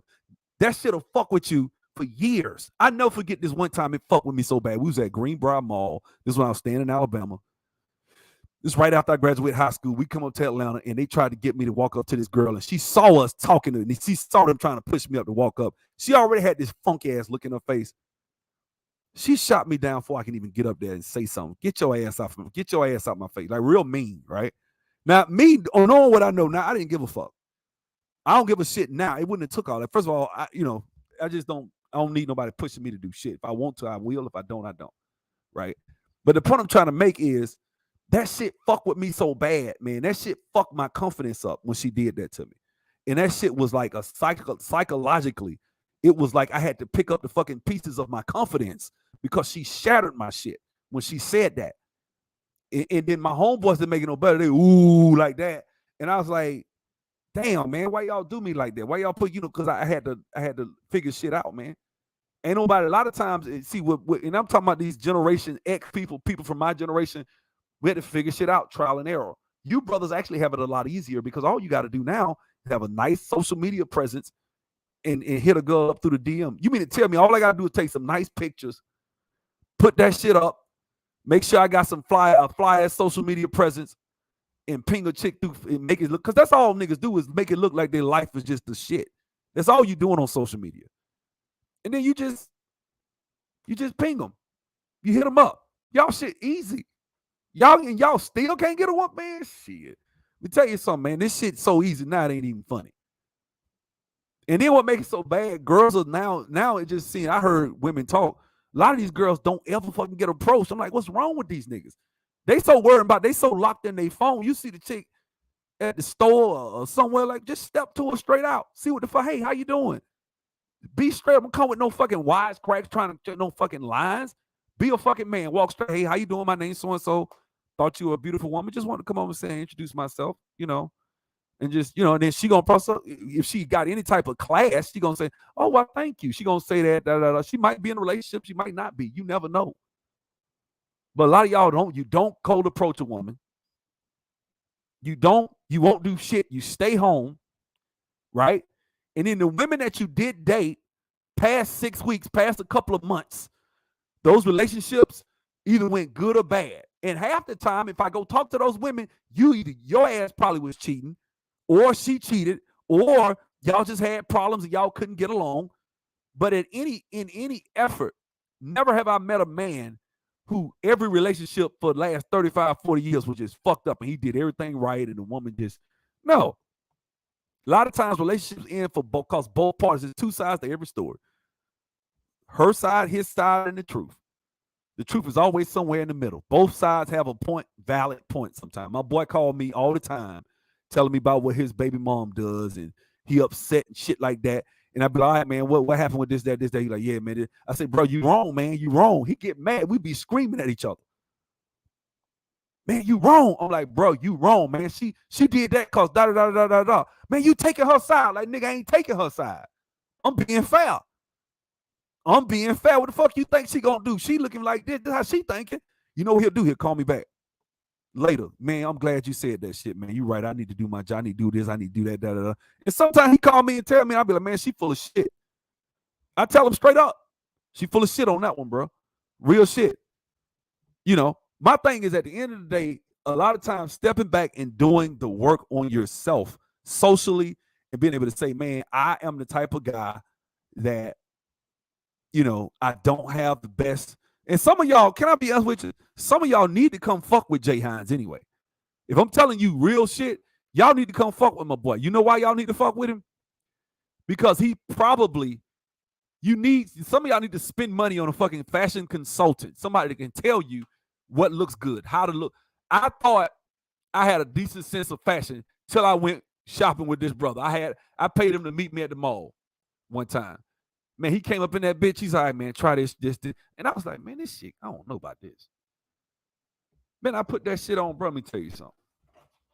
Wore it out. Bro, that shit was a showstopper. The reaction, the way people responded to me, the way people, when you go somewhere, the way everybody just stop and turn around like, damn, like that. That's when you know you got your shit together. You know what I'm saying? But like I said, I'm not saying that, you know, what I'm not saying is that, hey, man, he actually got me a jacket like this. I think, is this it? Yeah, my jacket just like that. I bought one like that. I had this whole look with the damn Chelsea boots. My shit, we did the same thing for me. Same exact thing. Except my jacket is light brown. Same exact look. I'm just telling you. You know what I'm saying? Brother, cold approach to a woman ain't called modern woman ain't got shit to do with them. It's got something to do with you. It's about what you want. You decide what you want and you fucking go for it. That's what you do. And I'll be damned if every cold approach is gonna end and you getting dissed. So I don't care. See, you see what I'm saying? Charles Randolph, and I'm not being disrespectful to nobody. You saying it's 2022. I know this is gonna sound real cocky what I'm about to say. Y'all niggas, I promise you, if I was single, nigga, yeah, if I was single, oh my God, y'all, man, fill in the blank. Talking about eating cats lunch. See, because this is the type of okay, so cats are scared to do cold approach. Y'all heard Charles, right? He said he's scared to do it, right? Tell you what you do for a cat like Charles. You walk in there, you see all these niggas standing around, and you see this badass broad sitting up there at the bar by herself. Nobody say shit to her. You go straight to the fucking bar and sit right by her ass. Hey, how you doing? Them niggas like, damn. Let me tell y'all some shit, man. One time, we was playing basketball, right? This was high school. We was playing Booker T. I'll never forget this shit. We was playing Booker T out there in Tuskegee, right? So it's this pretty girl. She worked at the, later I met her, me and her was cool or whatever. She wanted to go out by mistake. But I remember she was in high school and this dude, Noonie was on the team. Noonie was scared. He had no confidence. So everybody trying to push him up. And so I caught her kind of looking at me too. And so I went up to her, I said, man, what you gonna do? Man, I don't know. I said, I bet. Walked straight on up there. Sat down right by her. Bro, we clicked, man. Me and that girl talked the whole fucking, because I think I was on B team. So we talked the whole varsity game. Me and her sitting there, we talking about all types of shit. Man, that girl was cool in a motherfucker. Right? Got the number. And he, you know what Noonie did after that? He came up to me and dapped me. My brother, you taught me a lesson, bro. Thank you. That's how it was. He said, man, thank you. I was scared and you manned up and you did what the fuck you supposed to do. I respect that. That's what he told me. Real shit. He walked up to me. That's what he said. He dapped me up and said, man, I was scared. You wasn't fronting, bro. The one the Jamaican track runner I told you I fuck with, another nigga wanted her. He was scared. I wasn't trying to backdoor him. But she fucked around, told somebody, hey, man, so-and-so said she want her. All right, bet. Stop being scared, man. Don't be scared. Not scared, but had plenty of approaches with attractive, merely stating facts, optimism versus realism. Brother, I hear you. I just don't believe you. That's I don't believe you. That's all. In this space, everybody makes 6 figures. Everybody got a 10-inch dick or bigger. Everybody got everything going for them, and I just don't believe you, man. No disrespect. Because there's no way a man walk up to that many women. If you really confident and you comfortably walk up to women that you telling me you starting a conversation, it's not like you saying, hey, baby, what's up? You got a fat ass. Ain't none of that shit. You walking straight up, you just having a regular conversation with a woman, look at her in her fucking face. You telling me all of them just being a bitch. No, I don't believe you. I don't believe you. The law of averages, if you get a 1% success rate, some of y'all would never have a girlfriend or a woman, ever. Because that means your ass will have to approach 100 women just to find one. Now, we know damn well the number's higher than that. Motherfuckers ain't batting one. They batting, if we had to do it out of 1,000, they probably batting what? Let's say, I don't know, 300, 250, 300, usually. That means 25 to 30% of the time, you're going to succeed. The other 75 to 70% of the time, you're going to fail. That's that, man. I have no problem with that shit. These are the rules of the game. These are the rules of engagement. It ain't even, and guys, what I said earlier, it has nothing to do with you getting this girl's number. It has everything to do with you seeing what you want. This shit is about you. This is about you. Okay. I just don't believe you. I don't believe you approaching a bunch of women and you getting dissed and they just all bitches. You doing something wrong, bro. Guaranteed. I just don't believe you. That's all. That's all. I've been seeing y'all act like I'm just 160 years old and I've been locked in a fucking dungeon since slavery or some shit. Like I ain't been out here in these damn streets and seeing what the fuck it is. You know how easy this shit is? This shit is easy as fucking taking candy from a baby. This shit's so easy. Why you think some brothers say that shit? Am I the only one in the chat that thinks it's easy? This shit, what I'm saying, brothers intuitively grasp this shit. This shit ain't some shit that motherfuckers even have to give thought to. They just do it. Some brothers just breathe this shit, and some of them have to try and work on it. And some of them just believe that they just not meant to have. That's just that. Some brothers just feel like I'm just not meant to be this guy. I'm just not. And these women are, these modern women, the fact that you even say modern women tells me that you live in this manosphere space. And so that tells me right there a lot about how you think, who you subscribe to, how you view the world. And that shit, it radiates from you, bro. It just does. It radiates from some of these brothers. Because a lot of brothers don't have no damn mentors. They don't have no damn grown man, older uncle. Look here, young blood. This is what you do, man. You go do this. You go do that. Do this, man. Fuck. Well, what did she say this, uncle? Don't worry about it, son. This is about you going after what the fuck you want. Whether you succeed or fail, I just know for a fact, if I put on some shit today and go any fucking well and do that shit, man, look here. You think man, please, that shit easy. I'm not just telling you. This is what I've lived. And there have been nights I go out and struck out every time. And then I'm gonna tell you how I know that shit. And this is another thing. Let me go ahead and kind of dispel certain myths. Brothers, I can tell, I'm talking about the cold approach, but honestly, can I be straight up with you? You don't have to cold approach a woman. You don't. If that's not your lane, if you're not comfortable, this is how I know it's all about. The game is not about the approach and getting the phone number. The game is after you get the fucking phone number, how you talk to her, what you say. So honestly, and I hate to say game because that's such a demonized word. But what I'm saying is once you get the girl's number, once y'all vibe, however that may be, it may be that you see this beautiful ass girl working at a restaurant, waiting on tables, where she has to deal with you, right? This is for the shy brothers. You shy, go somewhere by yourself, sit at the bar and start. And guess what? They gonna talk to you because they got to, because they work there. Hey, how you doing? Da, da, da. What's up, man? Da, da. You talk that shit. Then you break the fucking ice. You're not walking up to her and standing her ass at a gas station or some shit. She has to come up to you and talk to you. When she comes up, and that can work in any scenario where a woman is working and she has to walk up and speak to you. That's how that shit works. And now you know where she work at. So now you can build up consistency and not seem so fucking thirsty. You can go to that bitch 2 or 3 times. On the 3rd time, you say, hey, man, what's up? Da, da, da, da. Yeah, you know how easy that shit is, dog. Do you know how easy that is what I just told? That is the easiest game you can have. It just go find some little pretty girls. Well, guess what? A girl working in a restaurant probably ain't just wealthy. Right? So that shit is just easy.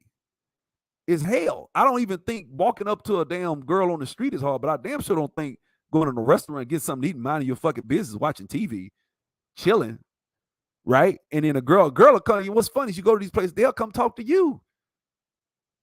They'll just come talk to your ass. Wedding ring or not. They'll walk, because they ain't trying to holler a lot of time. They might just walk, hey, da, da, da, da. Yeah, you know, this, that. You know, oh, okay. So what do you do? Yeah, I work in IT. I do this. Plus I do this, I do that. Da, da, da. Oh, okay. I need a career change. Next thing you know, she's sitting down. That shit happens every fucking week. I ain't trying to holler at nobody. I'm just telling you, I'm sitting like, y'all niggas is. Once I got them sitting down, they sitting crying. Nigga, we easy. I'm not talking like I'm Mr. Master Player and I got this shit figured out. I get dissed. Sometimes it takes a lot to cold approach a beautiful woman. So I'm not gonna just sit up here and say it don't take no confidence. It does. It takes confidence. It takes a lot of times. I tell you to make that knee-jerk decision early without giving it thought. That's how you're gonna succeed.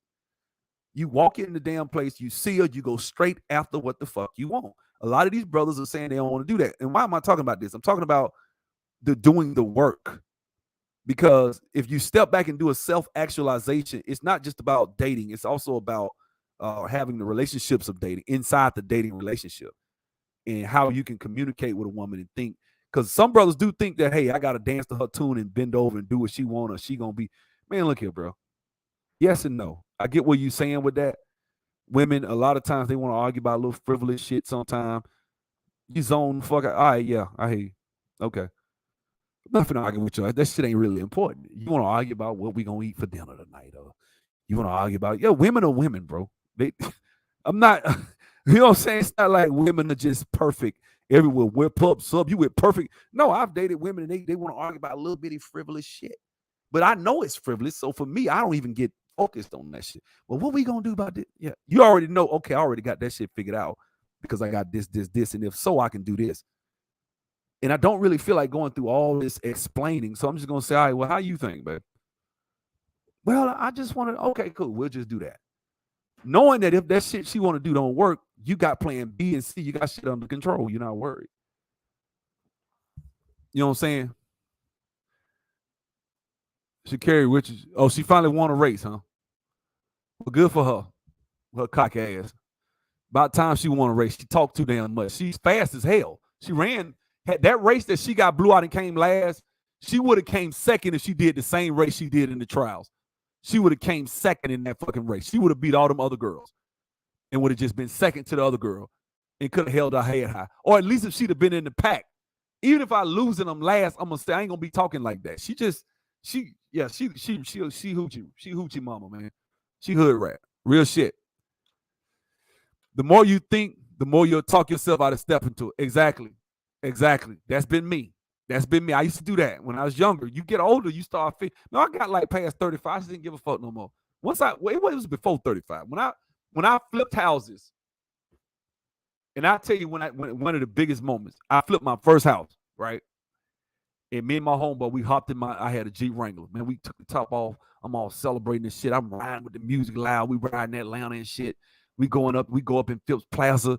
I see this cold ass chick, right? And I froze. She smiled at me, right? And I smiled back. And then my boy was like, man, go step to her. I said, man, I don't know, dog. I don't know, man. She cold. You're like, dude, look at what you just did. You just sold a house. You just made some money. You flipped the property. Like, you did some amazing shit. And you finna let this girl put a gift. I said, you know what? You right, dog. Fuck that shit. I walked straight to her. That shit was so easy. You know what? When I faced my fear and went up and talked to the girls, that's happened to me a bunch of times. I can tell y'all 50 stories where that shit happened to me. Where I was scared, and then I went up, and it wasn't as bad as I thought. I was like, damn, I just assumed this girl was going to be an asshole. She was nice as hell. You know what I'm saying? So she beat Sonya Richards raw. Well, I saying what that girl name. God dang, what that girl name? The one, what's that girl that been beating there? The Jamaican chick that was making fun of her. I know you talking about. But we'll see. She on Twitter talking. Okay, what she say? She on Twitter talking about y'all hate me when. Well, honestly, it's a bunch of them Jamaicans. Yeah, Fraser Price. Yeah, that's her. That's her. Yeah, Fraser Price. She fast as hell. So it is what it is. But let me say this, man. Ultimately, the whole situation with this is that black man, you got to do the work if we're really telling the truth. And so let me take this back. Let me finish what he was saying about social. I'm gonna let this play a little bit, and I'm gonna let y'all see what Kevin was talking about. Run out to the local mall and you'll ask the person at the retail store, "Hey, does this look good on me? I got a job interview." Hold on. All right, I mentioned appearance. Appearance is this: how you look, how you carry yourself, what people see before they see you. Fashion is what you buy, meaning the label of the clothes. Style is how you wear it. Your appearance says more about you than you really actually probably understand. It's unspoken communication. Think about when you see somebody across a crowded business meeting or across a crowded room. You can look at that person and you automatically think, that person's got their stuff together. Maybe I want to meet that person. That's their appearance talking to you. Just like their appearance talks to you, your appearance talks to other people. What does your appearance say about you as a business person? As a business person, let's just take this example. Raise your hand if you think appearance is important. Raise your hand if you're a business owner or you work for a company where you want to move up. Raise your hand if what you're wearing today, right now, or what you're wearing on a daily basis reflects your business or the position you want to move into. Then you don't think appearance is important. And that lies the rub. Remember, 2 + 2 is 4. So if you think appearance is important and you think it plays a critical role in how people perceive your business or perceive you moving up the chain, then it matters how you dress every day. And it doesn't matter whether you're in the office or out of the office. Your personal brand goes with you no matter what. It's no different than having the logo of your business wrapped around the side of your vehicle. That's your brand. You have to make sure you maintain it. So your appearance is critical. Your appearance speaks volumes about you. And especially when you go into a room to talk to multiple people, you can only have one conversation at a time, but your appearance can say multiple things to other people. And that's what I'm talking about, man. I think one thing certain brothers get that other men don't. Certain brothers understand appearance does a lot for a man. If we really gonna just really tell the truth, appearances can make shit so fucking easy. It can make it like rolling downhill. The hard part was getting over the hump. You already over the hump with like 35% of women if you got your shit crisp. You just are. Like that's real shit. And within that 35% is some winners, some dogs, some women you like, oh man, that's exactly what I want. Yeah, and she think the same exact thing about you because you did what you were supposed to do. One thing I will give Kevin, if you can see in this image, let me share this image again. And you can see in this image, Kevin, and this is no disrespect to Kevin at all, but if you can see in this image right here that Kevin was not like this the best looking brother in the world. He just wasn't. Now, he said he was a 9. Why did he say he was a 9? He said he was a 9 because of his hair, the way his grooming, and the way he dressed. The glasses, presentation, man. He seemed intelligent the way he would talk, even the way he talked. I'm aware. I study shit like this. I know enough to know the way Kevin spoke, the way he talked, seemed authoritative. He would talk from an authority. Go watch. There's this white guy on YouTube that talks about that shit about Donald Trump and why Donald Trump won, and then not being from a political standpoint, just on the way he looked at the debates and shit, and just how people handle themselves. He said, "Man, this is why people win. Trump wins, and this is why people win in life, and why people lose in arguments, and why people lose arguments, why people win arguments."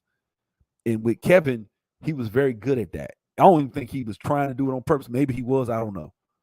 But a lot of it he was good at. But his presentation in this video right here isn't that good. But this is when you get to see the raw who he really is. Brother, he really looked like Ricky Smiley to me. I know, no, not even trying to be. He looks like Ricky Smiley. You know what I'm saying? But he would always have himself crisp and together, man. And Kevin, to his credit, because he was together and crisp a lot of times, would be able to date up, and he was able to basically push his career up higher because of his presentation, how he presented himself. If you present yourself the correct way, you'll get results. If you present yourself the incorrect way, you won't get results. Black men a lot of times don't want to do that. And just like it's about your presentation, it's also about not just your presentation physically, but because he got other things in here. So he says the A, B, C, and D. He said appearance, behavior, communication, digital footprint. That's what we've been talking about in this video. Behavior. How do you conduct yourself? Right? Are you being an asshole to people? Are you nice? Are you a gentleman? Are you certain things, man? Like I told y'all about the girl from Jamaica the Jamaican track runner I was messing with that all the dudes like when I was in JUCO. You know what's crazy? I remember I was in line. For one, I wasn't staying at her ass. She told me when I got with her, she said, "You know what I like about you? You don't seem thirsty. You don't be staring at my ass." So all these dudes they be out there every day just staring. I know sometimes you don't even come out there. You just go. You say, "I like that." It's like you wasn't just so captivated by trying to just all obsessed over sex but that's what I wanted to fuck, believe it. But that's, you know what I'm saying? But that was what I'm saying. And so things like that, as far as how you dress, how you conduct yourself, the way that shit, women watch that shit, man. You walk in the club, hey baby, hey baby, hey baby, hey baby. Yeah, nigga, get out my face. You know what I'm saying? Sometimes you just come in that bitch and just chill, play your lane, just chill, man. Check the scene out, look around. I got homeboys coming there like a dog in fucking heat. They at every girl they see. Not a reputation is shit. If you're in a city where it's not that big and you doing that shit over and over and over, your reputation goes out the window. People start thinking a certain way about you. This nigga in every girl's face in that motherfucker. This nigga is thirsty. That's what they gonna call you. Girl, he thirsty, girl. He done tried to talk to so-and-so, so-and-so. That's how it be. And I seen women diss guys that they found attractive just because he was in every girl. He was in that girl face. He was in this one, this one, this one. And the women don't like, a lot of women don't like that shit. Not to say that you can't have conversations, you can, but it is what it is. It's a way you do stuff. Behavior is one. And he says communication. How well do you communicate? When you look, your body language, the way your chest, are you talking with your chest up, your shoulders back? You know what I'm saying? Remember that song Jill Scott said, "Cross My Mind"? You had that masculine thing down, shoulders, back straight. You know what I'm saying? Head held high. You speak from your diaphragm. You speak, with authority. You're not whispering. When you talk to a woman, you look her ass in the fucking face. You're not intimidated. I don't give a fuck what you look like. Yes, you are the truth, but I'm not finna be scared of you. Shit like that. So it's communication. And then the last one, digital footprint, which is what I've been talking about with these brothers here. And I've been talking about this in this content with these brothers here. This is digital footprint. Look at the comments from the females. Women. Just look at what they're saying. See what I'm saying? So this digital footprint. So a woman will be like, okay. So if a dude sliding the DM and he trying to holler, say, okay, I might have to see this nigga. Let me see what he on. They'll do that shit. It's on some different shit, but you got to do it like, digital footprint. Am I saying, now this ain't thirst trap. He actually sells a lot of this shit. Because actually, when I saw this, I called him. I said, bro, I got to get that one. I said, I'm getting that one, bro. I said, you got to give me that one, dog. It's a done dollar. He's all right, bet. So you got to give me that one. Got to have it. He did his thing. You know what I'm saying? And that's what I did. And this is it. And that's that haymaker. I ain't wore it but one time. You know what I'm saying? But that's what I'm talking about. But everything ain't just suits. Digital footprint. And also, like I said, the appearance, all that shit. The appearance, that shit, everything ain't just about a fucking suit all the damn. Everybody think when you say a man got to dress up, got to wear a suit. Dude, you could be cold as hell and just well put together. Like, if you got the body for it, is this a game stream? Nope. It's about men and their physical. Actually, the subject, 78% of women don't choose.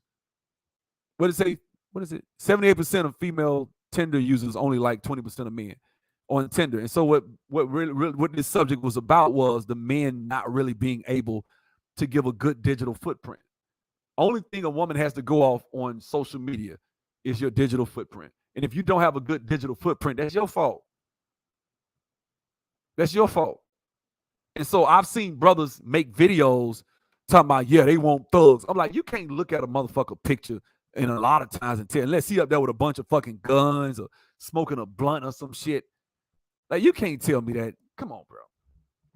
You can't tell me that. Like, you can't tell me that a woman will see a brother in a suit or looking, brother sitting on, this is his social media, and a woman gonna be like, oh, I don't want that nigga. No homo, obviously. But you get what I'm saying? Like, okay, this nigga got the fly suit and shit. Women gonna be okay, this nigga got some style. This nigga, I can dress up and not be like, okay, he looking like a damn wrinkled up t-shirt and some damn basketball shorts, and I'm coming out here looking all good. I done got my hair, nails, and makeup and all, and this nigga looking like you toe up from the floor up, right? She's like, okay, he can handle me. He can handle being outside, out with me. He can go places with me, and I can, So it is what it is. It depends on the social class. Well, ratchet women don't even take it into account. You know what I'm saying? You say Sub-Zero, your idea is that the difference between 80 and 20% is the quality of the yeah, that's all she got. That's exactly what it is. As opposed to, no, she just wants this dude because he's a thug. So people can tell thugs just by a picture on a profile. And I don't know about that. I don't think I'd go that far with it. I think women like that. Pretty much tells us that women, and this is white women. This is American women. This ain't just black women. But I'm sorry. I just think that's it. And a lot of brothers, it ain't trying to be fun. Can I be honest with you? As a brother who will put effort in, a lot of times, and this is going to sound real cocky, what I'm going to say. I got to say it. A lot of times, if you dress and you put some effort in, most time you walk in that, I'm talking about if you really put some real effort in that shit, right? You going to outshine most niggas anyway. Most dudes don't give a fuck. Most dudes don't put the effort in. Most dudes aren't going to go that far to dress. They're just not. They're not going to put that kind of time in. Most dudes are going to be like, fuck it. I'm going to wear this, I'm going to just put this shirt on with some jeans and that's it. And some tennis shoes. And that's it. He might iron his shirt. He might, okay. And, to a certain extent, that might look cool. But for some dudes, if I'm going up in the club and then I'm dressed like this and everybody else dressed down, I'm going to outshine everybody. That's just the bottom line. Dudes do not give, ask any woman nowadays. Most women will tell you, brothers don't really put any effort into how they look. They don't. They do not. And a good example, of this exact same thing that I'm talking about is the video I did with what's that brother? Is this it? I think this is it here. Let me go back to it. So watch this. I did this video here. Watch how they come at this brother.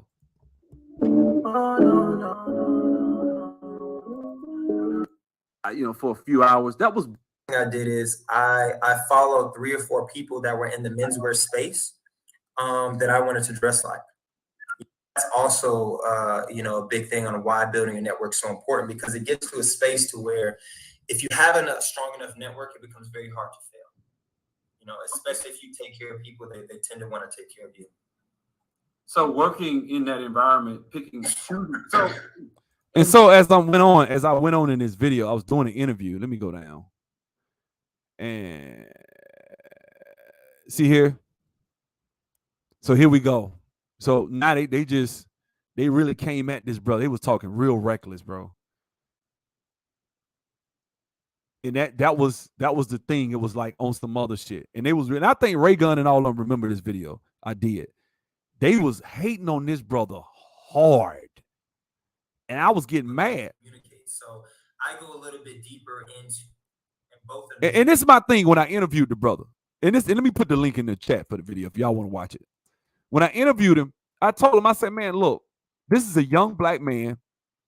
If you look at his profile, they say they was like, oh, that nigga, you don't need to do all that. Let me tell you something, bro. I say he's a black man. This shit takes time and effort to do this for your business. This shit takes time, lighting, photography. This is effort and time.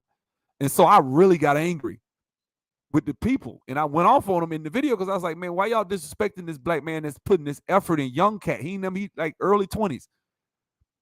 He's just trying to do his thing. And y'all hating on him because we don't have to wear suits. I don't have to wear suits. Why you gotta wear a suit?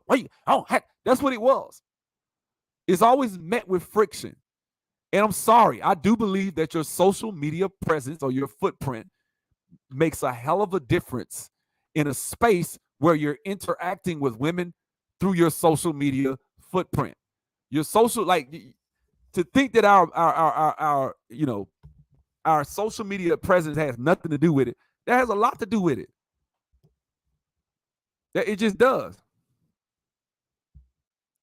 Yeah, there was some bitch ass niggas coming at him though. It was pathetic. You was in the I see you in the comments, Bapa. But they was really shitting on this, bro. And I was like, these niggas, why? I didn't get it. I got angry. So out of 11 million neurons, we have 10 million are activated just for sight. So when you really start looking at the stats behind it and the way our body actually works, there is a level of with that. You know what I'm saying? That's gonna probably hurt me with that. So I guess now we're gonna move on to, since we and I think I said something. Hold on, let me see. And if they do, could you benefit from that? Hold on. They don't. Damn women. Sorry, bro. I had to do that, man. So watch this. Hey, man, y'all block his ass. Don't bring your ass up. Hold on, man. Hold on. Watch this. Things of that nature. But that's what I would say is going to be the biggest difference is the experience, the curation process, and also the specific fabrics that we like to use. Is why people tend to like to work with me versus maybe a bigger box retailer. Now, granted, you have your Indochinos, which can do your customs, and you have Suit Supply, which can do your custom as well. But I think there's kind of an aesthetic that I've been able to build with my clients. So if you were to go on my business page, there's a certain finish and polish that all of my clients have. That tend to make them want to continue to come back. You know what, man, and you're a very nice and professional brother. I'm gonna just go ahead and say this. I act a fool on this damn channel, and I'm gonna just go ahead and tell you this ain't aimed to you. Y'all coming in my comment section. This brother's up here talking about suits, talking about his business. He's passionate about what he do.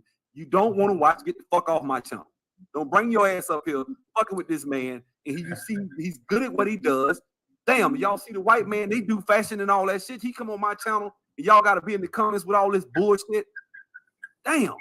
That's why y'all the same niggas that be out here worried about talking about getting a damn woman, you dry dick ass. I'm channel with that bullshit. Damn, leave this brother alone. This shit pissed me off. We see right through you. What the fuck you mean you see right through this brother? Who the fuck? Hey, man, y'all block his ass. Stay your ass off my channel. Damn, any black business I bring on my channel and I do an interview, if you coming in the comment section hating on them, stay your ass off my channel. All you loser ass niggas, same ones worried about not getting a woman. Y'all love Cam Newton. This nigga got 7 kids out of wedlock. Didn't marry the woman, but I bet y'all love the fact he said he wanted a traditional woman. Get your ass up out of my channel with that shit. Sorry, bro. I had to do that, man. I hate shit like that. I'm talking all that crazy shit. He only fooled women. Look at this shit. He only fooled women. Man, this guy, his shirt opening talking about being professional. What are you talking about? He's on my channel. This is a relaxed interview. Man, block that bitch ass nigga. Man. I'm sorry, bro. Get your ass off my channel, man. That bullshit. I'm sorry, brother. I'm sorry. No, you're good, boss. You're good. No worries. Especially when you're trying to do a business and you talking and they in the comments just going at you, talking about you. Really, I'm gonna tell you, y'all see he'll smooth, brother. Y'all probably hating because you know he'll be the Mac one of y'all damn women. Crazy ass coming up in this man. Here's what I'll say, Sub, and you know what's really interesting. I think in life, what I've realized is there's spectators and there's gladiators, and both are necessary for each other, right? As a gladiator, you know, it's necessary for the spectators to be able to spectate on the gladiators because it gives them something to watch. It gives them something to critique. And oftentimes there may be things that are going on in their personal lives that they don't necessarily have to worry about. And the gladiators take the focus off of that, right? And as a gladiator, you need the spectators, right? Because that's what's going to, I think, motivate you, right? That's what's going to give you the reason. See that the feminine and white man doesn't care about fashion. Kevin Samuels is a classic example of a brother who was able to basically amass a sizable channel, over 1 million subscribers, simply because he understood the importance of presentation. I gave you the link, Sir Tice, if you want to come up. You know what I'm saying? So, guys, you know, that's what I'm saying. Like, brothers like this are met with so much friction in the black community. And it's like everybody, when they see you saying presentation, we assume presentation means if you put effort in your presentation, you're fake. And I'm a real nigga. This is that real nigga syndrome shit, right? Like, I'm a real nigga. I'm a real one. I ain't got to do that. I'm a real motherfucker. Nigga, people make sizable judgments about your presentation. I could take some of the most thugged out motherfuckers. Listen to me. I could take the most thugged out, pants sagging, thug, naughty hair motherfucker, take him to the shop, cut his hair off, give him some waves, edge his shit up, put him on some specs, put him on a fucking suit, right? And let him stand on that same corner and watch how people think and look at them brothers. Watch how you get treated. I never forget some years ago, because I wasn't really a suit person, and I remember I went to the bank for a loan and I put on a suit. You know, I got this little blue suit, I put it on, and I went in there, and I remember when I went to McDonald's afterwards and how I walked up in there and the girls just with the front just fucking froze. I'm trying to order. They just wasn't saying shit. They were just staring. And so I was like, damn, you know, like, it's the suit. That's when I realized, damn, the suits make a difference in presentation. Suits, effort. Put the effort in. If you don't put the effort in, then you don't get the presentation that you deserve. You know what I'm saying? And so you have to kind of, you know, take that into account. Now, he's saying spectators and gladiators. I get it. Basically, he's saying motherfuckers that sit on the side and motherfuckers that do. You got doers and talkers. I'm a doer. You know what I'm saying? See that? Suits are to women what lingerie is to men. There you go. You know what I'm saying? We don't see it like that. It's just a suit. So what? No, women look at that shit way different. So let the suit do the work. You get the nice tailored suit that fits a certain way, bro. You feel different. Can I be honest? When I had that bitch on, when I have on like those types of suits, I got a few of them. When I have them on, I feel different. I do. I feel sophisticated. I don't know. I do. It's just the look, the feel, and then my attitude that goes. It's like I put that bitch on somebody else. I know that sounds real low confidence. I got confidence. It's just, but when you put that shit on, what's up, NC worker?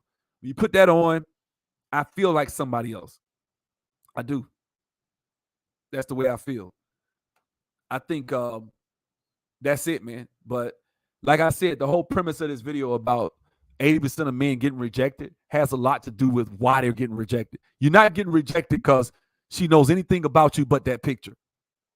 So if a woman looks at a picture of you and rejects you, what's that tell you? Right? You don't know shit about this brother. You bring it back to old Steve Harvey suits. People don't know shit about this brother, man. All they know about him is what they see, the pictures, the images.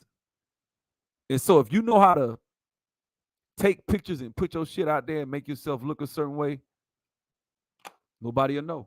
You know what I'm saying? Yeah, of course I do, brother. Of course I speak with the British accent. Nah, I ain't had the British accent money yet. When I get that money, you'll hear it. I won't sound like I'm from Alabama then. You know what I'm saying? But, I think suits are a big,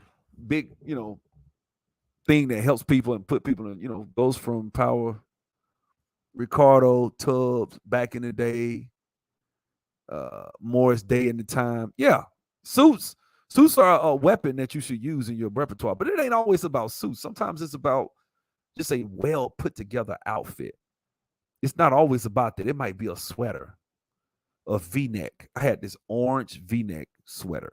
It was orange, like tangerine orange. And I had this Louis belt with the big ass Louis thing on it, and some damn True Religion jeans and some Timbs. And that's it. That's not dressed per se. That's not like dressed all the way up. But it's dressy enough where, women noticed it. You know what I'm saying? It's a nice little look. But that's casual what I just described. But it fit because I work the fuck out. I work out. So it fits my shoulders, my biceps, all your shit showing, all your muscles and shit showing, sleeves rolled up. So it fits a certain way. That's 2005. Nah, bro. True Religion, yeah, the True Religion, but that was years ago. I ain't wore that shit in years. I only know what those jeans are. But I remember when I used to wear True Religion back in the day. Fuck that shit. I'll wear some now. I don't give a fuck. I wear True Religion now, though. I'm not like that type of guy that thinks, oh, well, I can't wear this because it's not in. If I like that shit, I'm going to wear it. I wear Tommy Hilfiger if I like that shit. Now, if it's something that I feel like I can rock and it looks good, I'll wear it. Now, I don't know about no big-ass Tommy emblem shit like I used to wear back in the 90s, but I wear that shit. Everybody say that shit played out. I wear it. I wear nautical, polo. I wear whatever the fuck I want. I like shit that look good. If the name brand doesn't matter, it's how it looks, how it fits, and how it looks. If it look good, I don't care. I wear Sean John. That shit played as hell to me. But if I see a nice garment from Sean John, be it a jacket, a coat, a shirt, some trousers or anything, and if that shit fit nice, if I open up the tag and it say Sean John, I can care less. I'm not a tag guy. You know, so I'm not like, oh, I can only wear Louis. I can only wear this. I can only wear. Oh no, I wear some shit that look good. I go to Target and get a nice ass outfit out of Target. Ain't got the, you know what I'm saying? With no shirt on, that's lame. So what's lame? You being funny. Look. You can. That's what I'm saying. Like, personal opinion about what fashion is, people differ. I'm 47. So for me, I don't think I dress like an old man. But for me, I don't dress like no teenager. So I'm not really into fads no more. I'm into timeless pieces, timeless shit. Shit that I can wear 30 fucking years from now and I'm gonna still be clean. My brother taught me that. Right? I remember I was all off in the, plaid pants and shit and weird little clothes and shit back in the day. My brother's like, man, that's a fad. That's gonna play out. Now get you something like this. This is gonna always be in style. Me, I didn't care. I wanted to be fashionable with what was cool. But then a year or two later, that shit people laugh at you with that shit. It look old. But when it came out, it was hot. Ed Hardy. Remember that? I had a bunch of Ed Hardy shit when it first was hot. When I was flipping houses, I was one of the first niggas with a bunch of Ed Hardy hats and shit. Everybody was like, man, where you get them from? I love that. I remember I was first cat had them. Got them out of Miami. And then next thing I know, time went on. I said, man, you know what? I get older. You like, you know what? Fuck that shit. I go to Banana Republic, H&M. Where else? I even go to Nova Men, which is Fashion Nova, but it's Nova for men. They got little stuff, some of the stuff on there. I might go on there and get some stuff. I get stuff cheap, man. I don't really care about it. It's not about spending name brand shit like that. A lot of our shit, you never liked Ed Hardy. Christian Audigier, Ed Hardy. I had all that shit back in the day. But I'm gonna tell you like this. Name brand shit is cool, or not necessarily just name brand. Like what's lame and what's not doesn't matter to me. It doesn't. I ain't gonna lie. Some certain shit do look a certain way. You know what I'm saying? Like you can't be out here if you trying to rock some FUBU. Yeah, ain't too much of that shit. FUBU still, they're still making FUBU suits. Then, hey, they still making FUBU suits. But if I'm not mistaken, FUBU is kind of played out. You know what I'm saying? The style, the bagginess of it and shit like that, the big baggy bell bottom damn near pants. No. You know what I'm saying? I always liked, what's that guy? Oswald Boateng suits anyway. So what's up, NC Worker? What's going on? Yeah, Hey, look, I mean, like it's ridiculous. Like at some point, you have to start dressing as a man, especially if you want to be seen as one, as a man. It has not so much to do as just wearing a suit. It has more to do with how you carry yourself. Yeah. And I think a lot of times, look, there's a thin line between being taken serious, but at the same time, you don't have to actually go with the fad to try to necessarily fit in. I think whenever the discussion comes up as far as looking nice, presentable, we always go to the far extreme. Oh, you want me to put my stuff in a monkey suit? Oh, you want me to just walk around and try to look good for other people? No, it's not even just about that. It's more so about you as an individual. A How you lot of feel about groups, yourself. Yeah. How you how you feel feel about about yourself, right? Yeah. And how also we men judge men or our character, our square, and also how we carry ourselves and how we present ourselves. You can't walk into a Fortune 500 company, baggy jeans, and a big old tee, a hat to the side, a gold chain on, talking about, hey, look, yeah, I put on my resume and I want to I want to apply for your VP position. No one's gonna take you serious. Let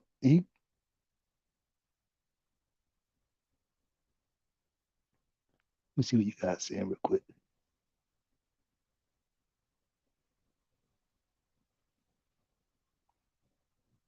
Oh, yo, my bad, man. I was muted for a second. I had to Got fix you. this cord on my mic when I be walking around, get all wrapped up. So I went ahead and unwound the cord. But yeah, I agree Got with you. I agree with you. I think that's the thing. I think sometimes brothers get angry when you tell them, hey, your social media presence, the pictures you take, that's part of your presentation. And I figured Yeah. out with Kevin Samuels, because Kevin Samuels said, hey, people make 11 judgments about you in the first 7 seconds they meet you. That's true. So and for Yep. us to, as black men, our image, what is the image of black men right now? It's not suits. Okay, we're anything but that. That's why Kevin was such a breath of fresh air for black women in a lot of different areas. When black women grew his channel, whether we want to admit it or not, that's who grew his channel. They not used to seeing brothers like Kevin, dressed up to the nines, hair, everything's together, everything's in place. The background, what he was talking, flowers, table, everything's in order and neat. The lighting, and he's talking about this shit, about telling men this shit that women would love to hear him tell the brothers, like, hey, get your shit together. Because people think he was all about, the average at best. That's one video. Mm-hmm. That's not what always grew. If you watch his content, a lot of his shit was, okay, let me tell you. He started talking to the women, but a lot of times he was trying to help them. He was trying to help. That's why he was going to try to switch over. I knew it. He was a little bit more radical now. He was probably going to become less radical to go mainstream. But I think he was very the thing about presentation. He was telling this women the same thing. Like, man, lose weight, work out, presentation. We're physical. women are physical. It's just that men don't want to. What about us as men? We don't want to admit women are physical. We want to play like, well, women, they're superficial and they care about looks. And no, dog. No, you can say all that shit all you want to about them being superficial and caring about looks. It's not just about being superficial and caring about looks. It's effort to that shit. It's effort. If she goes, if you ask a woman to go out and she go and spend 4 fucking hours getting ready, she go get her hair, nails, makeup, she going to get a damn facial, all this shit that women do. And then they see you and you just got on some old beat up ass t-shirt, watching the game, laid out on the couch, sleep. Or your alarm go off, you jump up, throw a fucking t-shirt on and get in the car and leave. That's how brothers do sometimes. Sometimes women like, man, damn, look, I had to learn that.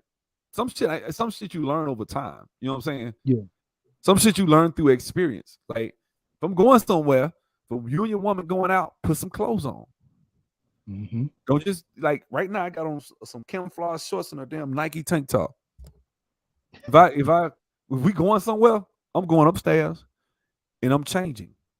And I'm gonna probably take a bath. Even though I took a bath earlier, I take another bath just to feel fresh. That's just how I am. You know what I'm saying? I like to feel fresh, smell fresh. That's me. You know what I'm saying? So it's just a lot of that is effort. I think when you try to tell black men to put effort into their looks and put effort into that shit, it gets met with so much friction. And the reason we're getting rejected has nothing to do with this. It's just that they ain't shit. Like, that's what you want it to be. It's just that they ain't shit and they just choosing 20%. Like, no, on a damn picture, all she got is the picture. She don't know shit about you. All she got is the picture. No, ain't wearing no damn FUBU, boy. You funny.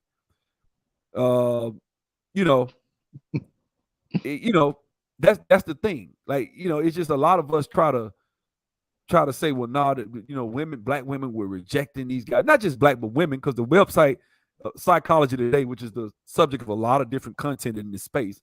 Psychology Today, if you look at it, says a lot of crazy shit about, the dating habits of men and between men and women in America. And if you look at it, it talked about how these women don't choose brothers in these spaces. It's been skewed, but in a social media space, all they have is what you present. That is something that I can doctor that any kind of way I want to. Like I said, I told you an analogy earlier. I could take some brothers standing on the corner, baggy jeans, not even just whatever, skinny jeans, sagging with their damn boxes out, no shirt, barefooted, knotty hair. Take them cats. They can keep the knotty hair. Get the shit edged up, give them a little temp, put them on a nice fucking suit, tailored, some shoes, and take them same kids and have them stand on the corner and watch the reaction they'll get. It'll be different. It'll be different. Some people, some young men probably need to experience that to be like, damn. That's what he said. When I had that video, when I had it on my channel, he's like, man, I remember I was in the CAF. There was a young men's mentor program. And I remember the brothers that invited me to the young men's mentor program. I'd never seen all these black men. They were alphas. And he was saying, these black men, they came in. I remember they walked into the cafeteria and everybody just froze. They all had on their suits. And I just like how people reacted to them. And it just made me really be drawn to that mentorship program and getting around these guys and trying to soak up. And I like the way they presented themselves. And I was like, okay, that's good, man. We don't have enough of that. That's what we don't have. That's what we don't have as black men. I think appearance, actually, if I'm being, and then people are like, well, here you go with that respectability politics bullshit. Right? Well, in a sense, let's keep it a buck. In the 90s, gangster rap and all that shit caused a lot, the crime numbers and all that shit. The way we were as a people is different than it was today. So, and they're saying, well, yeah, they were still killing black people. They were still, but our crime was down. They were killing us in Jim Crow and shit like that. But you're telling me today that if we are the exact same as far as crime and everything else, that there would still be the same amount of police. And even, let's be honest, police killings on an average is only 50 people a year. So that's not even an excuse to tell people to keep dressing with sagging and baggy jeans and shit like that. That not baggy, because I keep saying that shit, but not baggy jeans. But I'm just saying that the whole idea of, what you can dress, how you want, and it's really just white supremacy gonna pick you to fuck with you no matter what you wear. Has nothing to do with it. No, that's bullshit. Yeah. If you telling me a young man, you could take young boys, dress them a certain way. I can see them boys walking towards me and be like, "Oh shit, I'm gonna have to whoop one of these niggas' ass." Or I could say, you know what? Those boys in those suits, I might walk up to them, "Hey, brother, how y'all? I like it. I like what y'all got on. What's the difference? Why would I do that versus the brothers I see with their pants sagging with no fucking shirt on coming at me? What man, as a grown man today, when you see those same two kids, but if you a grown man, you thinking I'm gonna have to fuck these niggas up. That's what I'm thinking. Yep. I might have to fuck one of these niggas up. I'm already on guard. If I got my lady, motherfuckers, I'm like, okay, I'm gonna have to whoop this nigga. I'm already that shit in the back of my mind. Whereas same kids walking with suits on, I'm disarmed like a motherfucker, and I'm a black man. What's up, Sir Tice? Hey, good evening, brother. Back in Fort Lauderdale, finally. Man. Finally made it. Yeah, but mom's good, so that's the most important thing, Yep, you know. That is most important. Yeah, man. I got some, and by the way, my points of contention with you, they're all in love, and it's just some disagreement, just some minor disagreement, but I don't think it's some things that's been discussed. Hey, what's up, NC worker? Okay, guess he's not into greeting. Good evening. No, I was doing something. So, how you doing? Yeah, I'm reading some of the comments. Let me go to your original theme first, and then I'll mention some things. So, I believe your subject title is 78% of female Tinder users like the profile of only 20% of men. Right now, let me say this as a guy who's into fashion, not just suits, definitely not hip hop gear. I like it all, haberdashery is what we used to call it, right?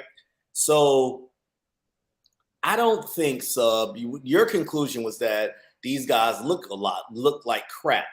And let me be clear, I do agree with you. Brothers are dressing a lot different. I won't say nowadays. Brothers, I'll say this, their fashion game isn't too much on what it used to be when I was coming up or when I was in my 20s and 30s, all right? That just is what it is, nowadays. I think it's a sign of the culture. But I don't think that you can come to that conclusion based off of what they look like. You got to realize, man, these dating sites are heavily lopsided into females' favor, meaning most of the users on like, for example, on Tinder are men. So many of the women that come on there, they're really, and this has been proven in studies, they're coming on there for validation. Because we know plenty of dudes who just swipe right, not even looking at the pictures or whatever. They're just swipe right until they're out of swipes because they playing a numbers game, right?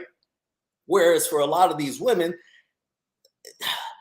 they're being nitpicky because in that environment, which is, they're not interacting with the person, so they don't see the person at all. They're just making a surface evaluation and such, so that it's okay. But I agree with your surface evaluation, but to the tune of 80%. And I'm just telling you, as a man who, when I do dress up and go out, I'm telling you right now, it's not hard to go dress up, go out and outdress every brother in that motherfucker. Hey, you don't have to. You don't have to tell me. I was in Detroit. I was in Detroit the last 3 weeks and didn't have a night where I didn't meet somebody. All right, So trust me, I get it. What I'm saying though is, if using this online thing, I like to say, look at their real lives. Who are the men that they date, that they go out with on dates, okay? Or if you want to get more specific, look at their baby daddies. I guarantee you that those dudes don't look like 20%ers, 10%ers, okay? So that's why I'm saying we can't necessarily use that, because they come there for their own validation for the most part. I personally think most men should leave these dating apps, quite frankly, but I know dudes are thirsty and it's easy for some of them, but that's just my thing. Now, your point about overall fashion, I do agree completely. I think hip hop fashion kind of made a lot of brothers lose their way. Let me phrase that. Hip hop fashion, lack of fathers in the home. I used to see my father getting dressed up, have a collection of hats, all, just a whole closet full of hats. shoes, all this stuff. You know, when hip hop started to come along, you know, I could even go back to when Run DMC and the Adidas, but then, you know, in the mid 90s with the hip hop gear, shout out to, I see people was mentioned like the Carl Kanai and Fubu. I remember vividly Wu-Tang had a line where they're like, fuck shirt and tie niggas or suit and tie niggas. And I'm like, damn, why are they coming at brothers like this? These are the brothers, you know, who have air quotes made it.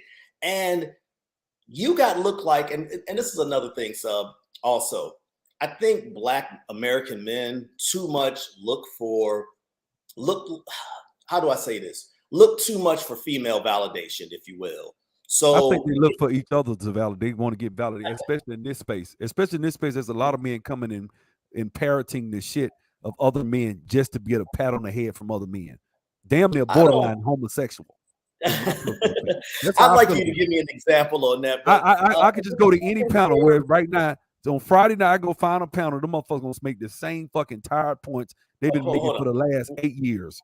Same tired, lame ass points that them niggas been talking about. That shit is so fucking boring to me. But that's what we've already had those discussions about if you want to. Yeah, you think? Hold on, let me ask you something. Do you think that this space doesn't draw social rejects? Absolutely. So what I'm saying is, a social reject who's a very high IQ person who's very smart will be able to reason around their shortcomings and say, no, it's not that I'm scared to walk up to women. It's not that I'm short and fat and out of shape. It's not that I don't look women in the face and I'm this and that. It's that these bitches ain't shit and this. That's what it is. It's a lot of that. And like most of these motherfuckers is that talk this shit have not put the work in to be talking shit. You need to shut up. Go sit down. You hadn't done shit. You don't work out. You ain't even making the money you trying to act like you make. You lying about what you make on the internet. I mean, you got all that shit. Everybody in this bitch made. G Dizzle said it. He said, man, everybody out here claim they make 6 figures. They do. Everybody on the internet making over 100,000. So it's like, of course they do. It's like if I ask every dude right now, hey man, how long is your shit? Oh man, I'm 9 inches and 8 around. Like, nigga, stop. Pause. But hold on a second. You're getting to hold it. Let me first say this.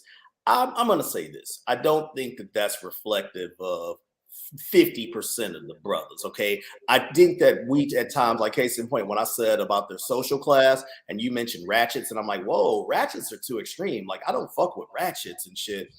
I will agree with you. What do you mean? You mean that social class as far as a woman looking at a brother? You telling me, because I still don't agree with you. You made your point, and somebody may agree with you. I just don't agree with you. I don't think that.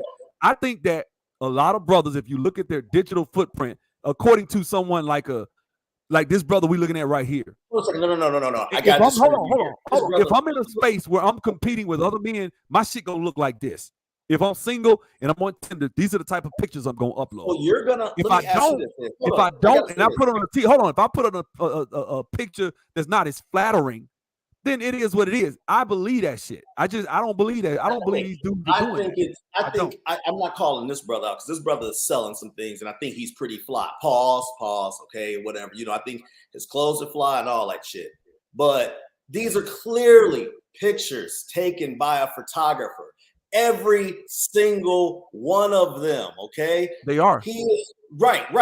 I'm not. I think when I say your average person who works a job, who likes to go out, who likes to meet women, who have a drink. I think it's corny as fuck if you want them to get a photographer and make sure. I didn't say get lighting and shit. Like this picture's got lighting, bro. This is lighting. You can take. No, of course I wouldn't say this. But this is just the example I chose. There are brothers that have much better profiles. Hold on, Sir Tice. Right. There are brothers that have much real nice profiles. Not gonna go back to the dude in his damn drawers for him. This guy here, he on some other shit. But even him, he takes a lot of fucking pictures. This dude take a lot of pictures. He does. He taking a lot of pictures on some, on some thirst shit. I agree with you about this brother.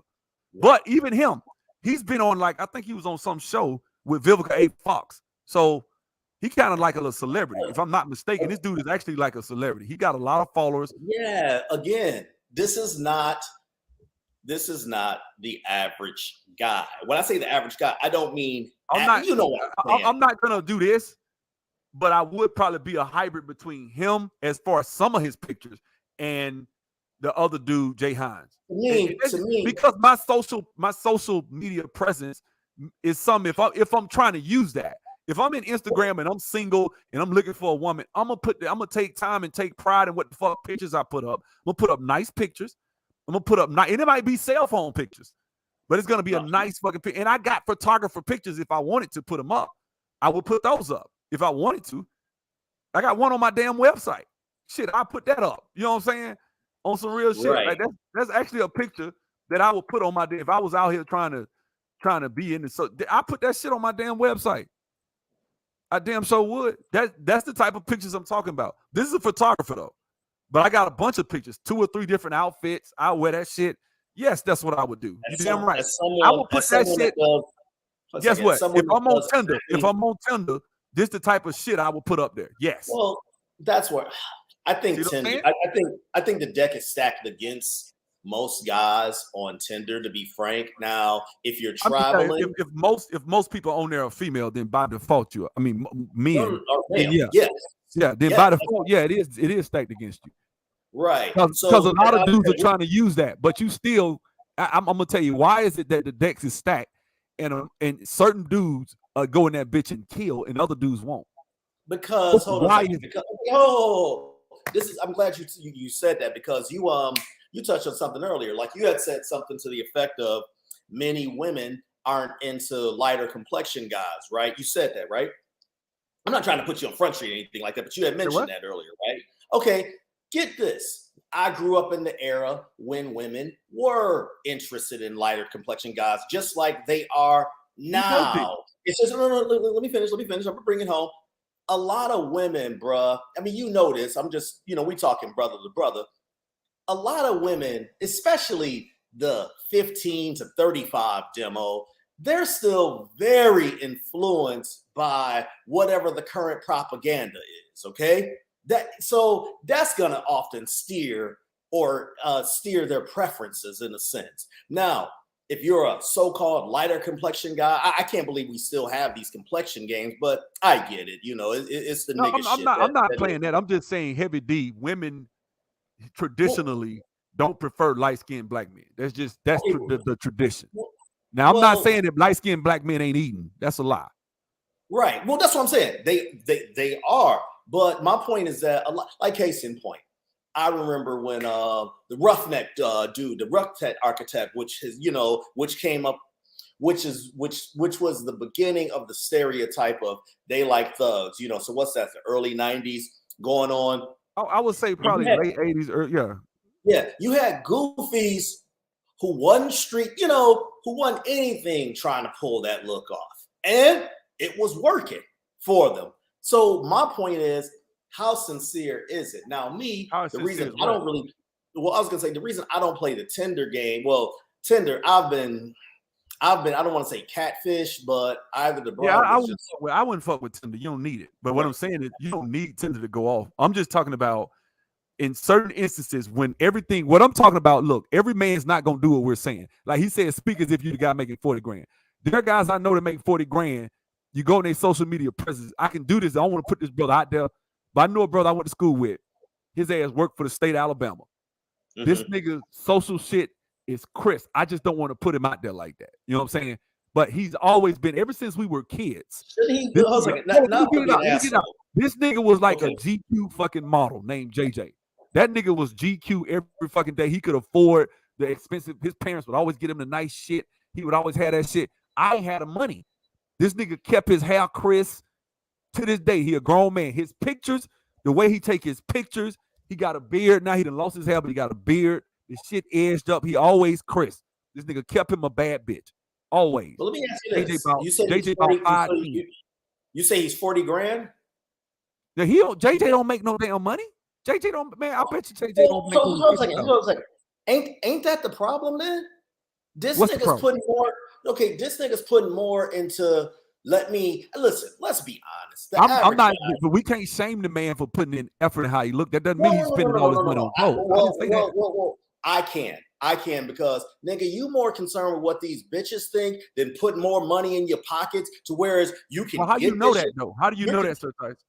Well, if you're You making don't. 40,000, which is He not, worked for the you state. know, But, okay, hold on. So the if you make it, difference I was like, between, hold on. So hold on. If he works for the state of Alabama and it's a Right. department and you got 5 or 6 guys in there, they all got social media profiles, but Okay. he's taking effort in how he looks. Right. What does it have to do with his effort and how he look? His clothes and how he dresses No. You didn't has say nothing. that. That's just You're how talking he about taking his pride social in how he media look. profile. You're talking about his social media Yeah, profile. his social media profile. Also, When you look at his shit, the type of pictures he take, the type of he's very good at. He could probably go model. Like he got that type of swag by himself. So why not put that same effort into getting your money up or what have you? Why, It's like dudes are more I get concerned that, about. but my thing is, why can't he? Why shame a man for that? I do that. Because it talks about priorities and That's and not a let's be priority. But honest, who made it a no, priority though? I gotta disagree with you here. I know you Niggas do. are more concerned. Niggas are more concerned with being not called lame than being productive men. In the black community, I'm dead ass. I agree with that. I agree with that premise. Okay. Hey, hold on. My food ready. I'm going on mute. One second. I'm hearing you. Listen, I agree with the idea that black men don't have their priorities together, and that black men focus on a lot of shit. Black men are more concerned about getting sex than they are about getting money. Black men are BOM instead of MOB. You know what I'm saying? So I get that, but at the same time, for me to sit up and say that this particular brother who has a nice social media presence, that automatically is indicative of him having his priorities out of order and misconstrued, when the next man who doesn't have a social media presence goes unnoticed or unchecked. I'm like, well, they both got their priorities out of order. I don't think him taking the effort in to take, like, a good example. All right, let me show you. Like, I'm gonna find this guy. I just found this guy who's a social media influencer, not social media. He's a YouTuber, Mike Thurston. Y'all don't. Everybody know about him. He got a big ass YouTube channel. Mike Thurston, white dude, live all over the fucking world. Mike Thurston, he take good pictures, but this shit don't cost no fucking money, man. None of this shit costs money. What he doing? He just standing there. This is a cell phone picture. That's a cell phone picture. You can tell. That's a cell phone picture. It's just effort. It's effort. Putting effort into how you look, there's nothing wrong with that. I didn't say that. What you're saying is he has his priorities out of order because he has a nice social media profile. God damn it, hold on. It's just, let me get this beep. Let me get these beeps to stop. One second. Okay. Someone having a nice social media profile or presence doesn't mean or indicate they got their priorities out of order. That's what they said about the brother when I was on here about that was doing the suits. They was like, oh, he got priorities out of order. He's more so focused on shit. Worry about your money. I'm like, who's to say he's not worried about his money? Okay, hold on. Who's to say he's not worried about his money because he's talking about dressing nice? I think that's a false equivalency. I'm saying if a brother is not making a lot of money and he's putting more focus in his fucking social media, which should be on one part real life, one part spontaneous shit, and then just one part your random thoughts, but they're trying to act like this is their little GQ moment and their money ain't up. That's what I'm talking about. Not the brother. Well, hold on. Based on what you just said. Hold on. Based on what you just said. The guy who tailored your suit, who's hold on. No. We're not talking about him. We're not talking about him. Let's look at what you just said. He's putting more effort. Then I have no problem with what you just said, because based on your effort. But you talking about somebody who I know, and I'm not just because I know him, we play ball together, but you're talking about somebody I know who that's who he is. That is his personality. Since he was like in the 7th grade, he was that type of guy. It had nothing to do with that's just who he is. He just being himself. But it just so happens he's always like, I got pictures from like 7th, 8th grade, and this motherfucker was doing the same shit he doing on social media today. That's just how he is. That's how he kind of like remind me like we used to call nigga Billy D Williams, like smooth. No homo. That's who he was. And so for us to say that is the same as a dude that don't care about building wealth. I don't talk to him like that. But you're saying putting more effort in. Well, what I'm saying is this. Case in point, there's a picture. Okay, you know what I drive or whatever, right? So it would be like me taking pictures in front of all that. That's just, to me, corny. I got my shit because I like it, not because, ooh, let me see them, let me stun on. Hell, I think the whole thing about stunning is lame as fuck in the first place. But again, I'm on the peripheral of, God damn, hold on.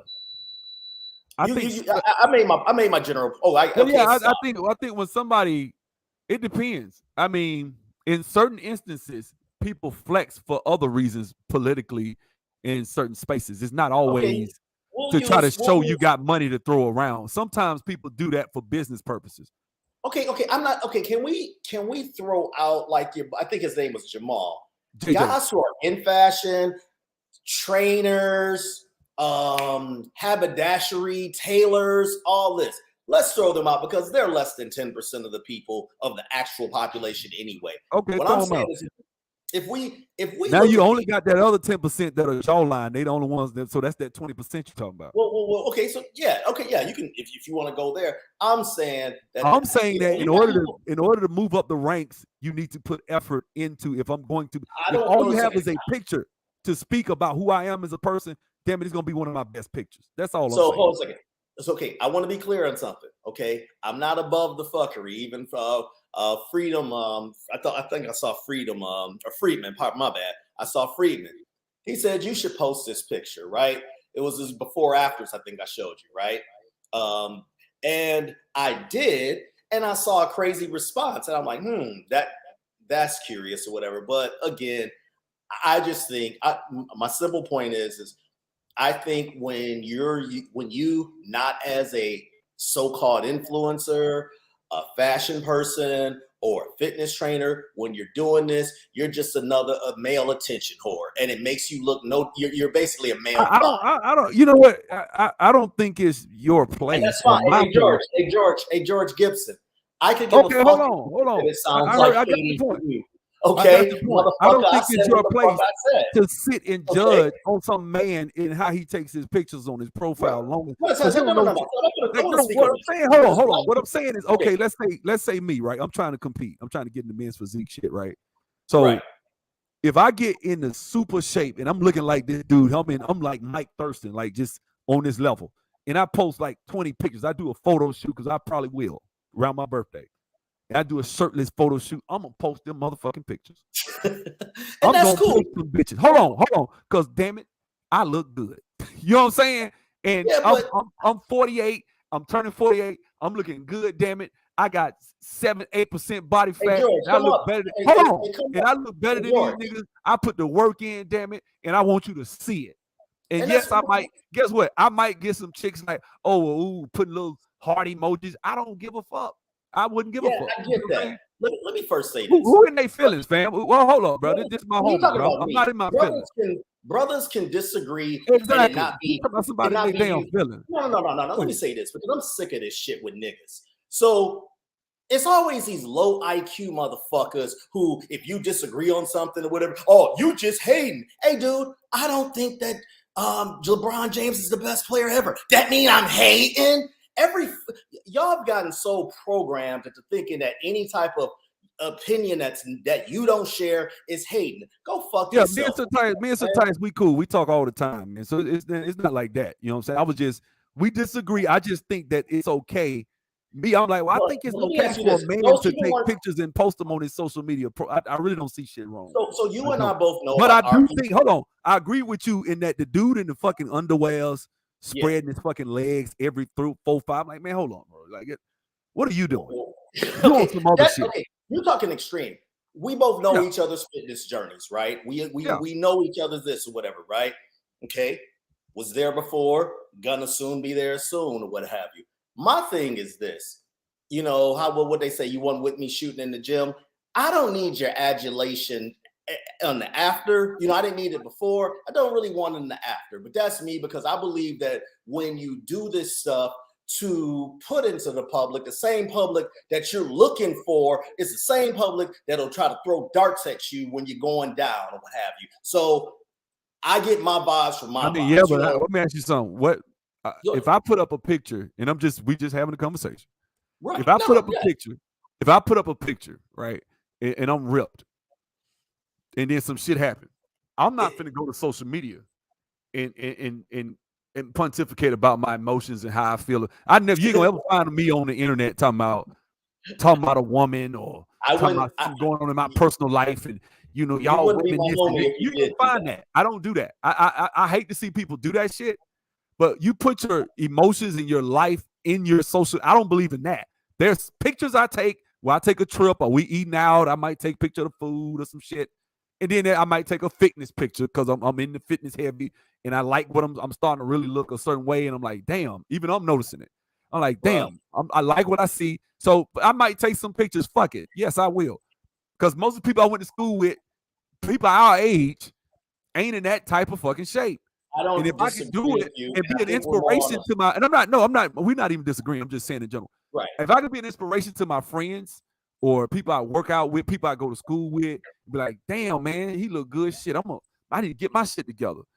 You damn right. And I don't think but see, it's a classy way you do it though. Like, because I'm not going to be out here.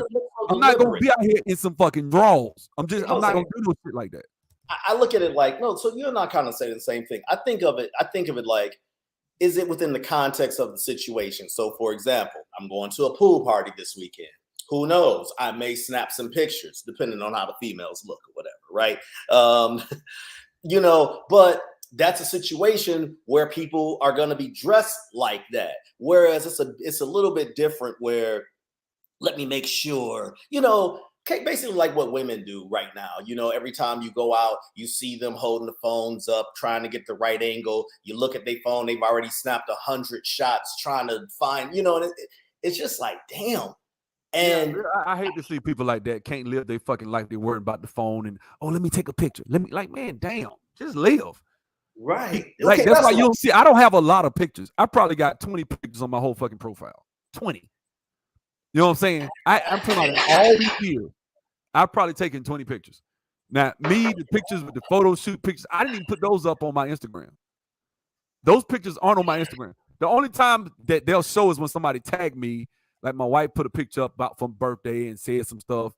You didn't see that. She made a little comments and then she put the picture up. That's it. But she ain't gonna see me just throwing them pictures up like that. You know what I'm saying? I don't just throw my shit. I got a lot of modeling pictures that I took. I got to go home and find the pictures and upload them. And when I was modeling, I don't really care. You know what I'm saying? But I don't think it's something wrong with if you're in shape and it's done within class and with like a woman, for example. There are women that are like a good example, and this sister's not in the greatest shape, but what's her name? Fit with curves, right? So, when you're going back to right here, this lady right here, none of her pictures are all about just trying to show off, trying to be seen. She really is about fitness. You can tell. She really about that shit. She's not. First of all, she's married, so she's not even on trying to thirst trap. Right. She just on, look, I'm just out here trying to be in shape, trying to work out, I got a fitness channel, I got this, I got that. I'm working out, I'm trying to watch my diet. I don't see nothing wrong with this. She's taking all these pictures. I don't either. I think there's a difference. I mean, you can clearly see the shape, the figure, you can see it, but it's not on some other shit. I think, first of all, I think we're in this information age. We get bombarded with so many images. Even if it's the best image, it's gonna be forgotten in 5 or 10 minutes, anyways, or what have you. You good, George? You good, George, brother? Don't worry about it, fam. We good, man. Ain't nothing personal. Yeah, we good. My bad, George. All right, I just hate that hating thing, but we good. So he said that's thirst trapping. This ain't no thirst trapping. This ain't no thirst trapping. This girl in fitness. This girl been doing this shit for like 8-9 years. I remember when she first started. Fit with curves. I remember. Can you pick a normal person though? I mean, shit, she is normal to me. You know what I mean. She's into fitness. Okay, well, shit. I have to go. I have to go, man. This Instagram, I might be careful. I fuck around, but it got my damn channel flag trying to. You can't just go to Instagram and click because ain't no telling what you're gonna see. You know what I'm saying? It is Instagram. It's one thing. Okay, fuck it. Let's say you flexing or whatever as a dude, and you take that one snap. That's cool. The next day, another snap. The next day, another snap. The next day, another snap. That's when it's like, come on, man. What's the page, Aunt? What's the page, Aunt? Tell me the page. I'll pull you up, brother. Let me know. I got you. But go ahead. Senor Charles. I got you, bro. I got you. I got you. We're gonna go check out Ant. Let's see what Ant proud of his shit. I can tell. Yeah, Ant's ripped. He's So proud of his shit. Yeah. Because he would say some shit like that. I said, oh, okay. Sir Charles, this ain't him. Senor Charles, I don't know, bro. I don't see you, man. Is it one word? It ain't this one. I don't see you, bro. Type it up because I don't see it. No, it's a regular page. I'm saying I don't see Senor Charles on here. I typed it up. Give me the link and put it in the chat. I click on it. Okay, and let me say this also. I think social media is one part of the erosion of our society. So I look at it from that position, and I am an old man, so I get it. This is how these people interact. I met somebody, she said, hit my DMs, and I'm like, well, shit, just put your number in my phone, and I'm like, damn. But hold on, let me ask you something. Yeah. Do you feel as though there was something valuable in our generation, Generation X, where you had to literally walk up to a woman, look her in the face, and get her number or get her to let her guard down, and the actual cat and mouse, the verbal banter, absolutely. You know what I'm saying? That shit was something that I feel like a lot of people have kind of lost. That's a lost art, and these kids don't know nothing about that. They think, oh, well, that's how you and me. That's how guys like you and me. I'm not for sure if you're a Gen X or MC, but that's how we could move to different locations and be able to adapt easy because we're used to meeting, strangers, and that's not something unseen. Whereas a lot of people will not leave their nest because you saw it. Listen, we saw it at the Manosphere meetup with certain YouTubers that will remain nameless that couldn't even look people in the face. You know what I'm talking about? That you meet them and they can't look in it. I'm like, hey, dude. Even when you give them a formal introduction and all that stuff, right? Right. Yeah. So I was like, damn, your brother just walked off. Just didn't say nothing. Just damn, like that's kind of fucked up, man. Dude trying to, hey man, how you doing, man? Dude just kept walking. I was like, damn, that's kind of fucked up. No, that's a hell of a point, man. That is a hell of a point. That type of skill, that's a social skill that people lack. Yeah. Even though I'm not a Gen X, I'm a millennial, technically speaking. Yeah. I always said though I was raised as a Gen X, although being a millennial. There's still some things I can truly relate to that you guys speak of that I still remember myself. Hey, bro, I'm in my 30s. If you're earlier millennial, like early 2000s up to like 2010, then because think about it, all you had was MySpace. I was like, that wasn't, what I'm saying? So they really didn't. It's these people that came when Facebook took over Instagram. Yeah. You still remember dial up? You probably going. Yeah. Yeah. Typewriters. That means you graduated high school 7 years ago. No. Go to the crowdsourcing point. That's a good one. Yeah, that is it. That's a good one. I think that when I was younger, even after you get the number, okay, now it's making that first call. It's that trepidation and shit, That was actually the easier part of getting them on the phone. Really? I thought that was easier. I think the part was the cat and mouse after the fact and the women lose interest, that type of shit. Which women don't lose. Yeah, so that type of shit. But getting the number, a lot of times a woman to give you a damn number. It's not that damn difficult. You give her a good 3-minute conversation. She feels some sort of report, she'll give you a phone number. You know what I'm saying?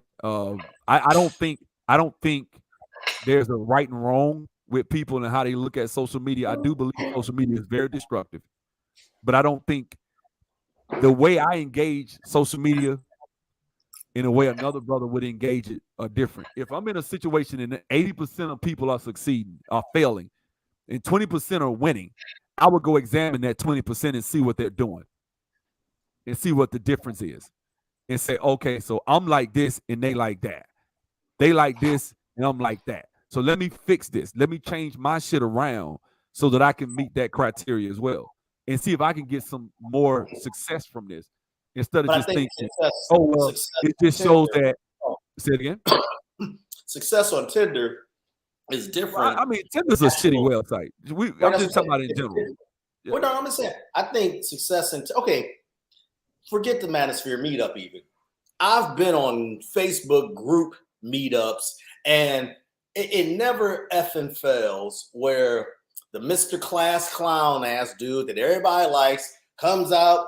This dude's a fucking recluse or whatever. If he shows up or whatever. The same with the little freaky chick. You know how these social groups are or whatever. In those Facebook groups or whatever, where there's a meetup, the one chick who acts like a freak, she's, in other words, they're good in performance areas or, online, but in reality, it's not. And my whole point is what success on Tinder or on social media is not indicative of real life success. Hell, look no further than Brittany Renner. Yes, she comes up or whatever, but that's because dudes are so lame. But that chick is arguably one of the most uninteresting chicks, there ever was. And mind you, I think she got some legitimate skills when she was a soccer player, But in other words, she looks good on social media, but once you talk to her, it's like, oh my God. It's like, you're talking to styrofoam. Yeah. It's like you know what? And I'm gonna be honest with you. Ant is a regular brother. It's good. This is a good profile. This is good. I like the way he got his pictures. He got a little fitness picture. Got some. He take good pictures. These are good pictures, brother. This ain't got nothing to do with being no damn professional model. And it's a real profile. Yeah, this is a real profile. I can tell you take a picture. Yeah. On day 3, okay, so it will be right. Like right now, he's showing off his fade. Tomorrow, he's showing off his picture.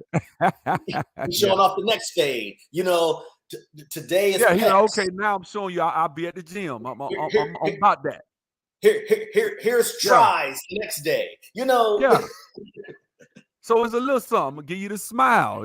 Look, I'm not saying this profile would be more successful, but see, I already can tell the way Ant type in my comment section how he thinks. And me and Ant talked on the phone last week about we was talking about some other shit, but then we talked about this stuff. And I can tell the way he looks at shit. Attitude affects progress. When you go out and you expect to fail, some brothers are self-fulfilling prophecies. And he agreed with me. So it is what it is. This ain't no Model-S type profile, but okay. I think this is a good profile for if he trying to slide in somebody DM or some shit. He probably have a good chance. I ain't saying no homo, obviously, but you know what I'm saying? He probably have a chance at hollering at a chick. It ain't always about trying to be the most Model-S motherfucker. But if you can give nice pictures and put that effort in and do, if I come back 10 years from now, or not 10 years, but 5 years from now, Ant got a bunch of other nice pictures. He got better. A couple, maybe a fuck is mixed in with a little photography pictures in there. I ain't got nothing to say about that. That's just me. Obviously, he cares about his body because he took a couple of pictures with his shirt off. So that means he don't mind going to the gym, putting the work in, and that's what women like. When you said about a self-fulfilling prophecy, I'm going to tread lightly because I like the brother and I met him personally, but using Banks as an example, okay? Carl Banks. So, okay. So you were talking about an intervention earlier. And Banks, if you're in the audience, I'm just saying this, this is all friendly fire here. I will admit that sometimes it's, I'm not one of those people who say, you never say nothing positive about Black women. I'm not on that kick. I could care less. But I don't think that these messed up ones, these feminism, these feminists, these feminazis or whatever you want to call them or whatever, I don't think that they're reflective of all the women, okay? Hell no. I don't deal with those women in the first place, all right? Me personally. So I think that's what you need to do. You need to tell them how you avoid fuckery. How is it that you've been able to keep bullshit ass women? Because we've all dealt with a bullshit woman before. Right. But how do you, as you get older, because I think when you get older, you learn to wean that shit out. Right, you avoid them. I mean, I'm about to step out right now to this karaoke spot, and there's a lot of ratchet trifling. Yeah, I use an old word, right? Trifling women there, but it's a couple. You know, it's a couple. It's a couple good ones. But my thing is, why focus on them so much? If there's one criticism I do have of the manosphere, and you know, I'm very pro manosphere, but it's like, why do we focus so much on these? I get it. This latest story that's viral or whatever. Do we always have to report on those damn things, giving it more attention and shit? You know, but then also I get it's a content game. I'm gonna be honest with you. I do a lot of political videos, but if I get into politics and say the shit I want to say, I get strikes. So I can't.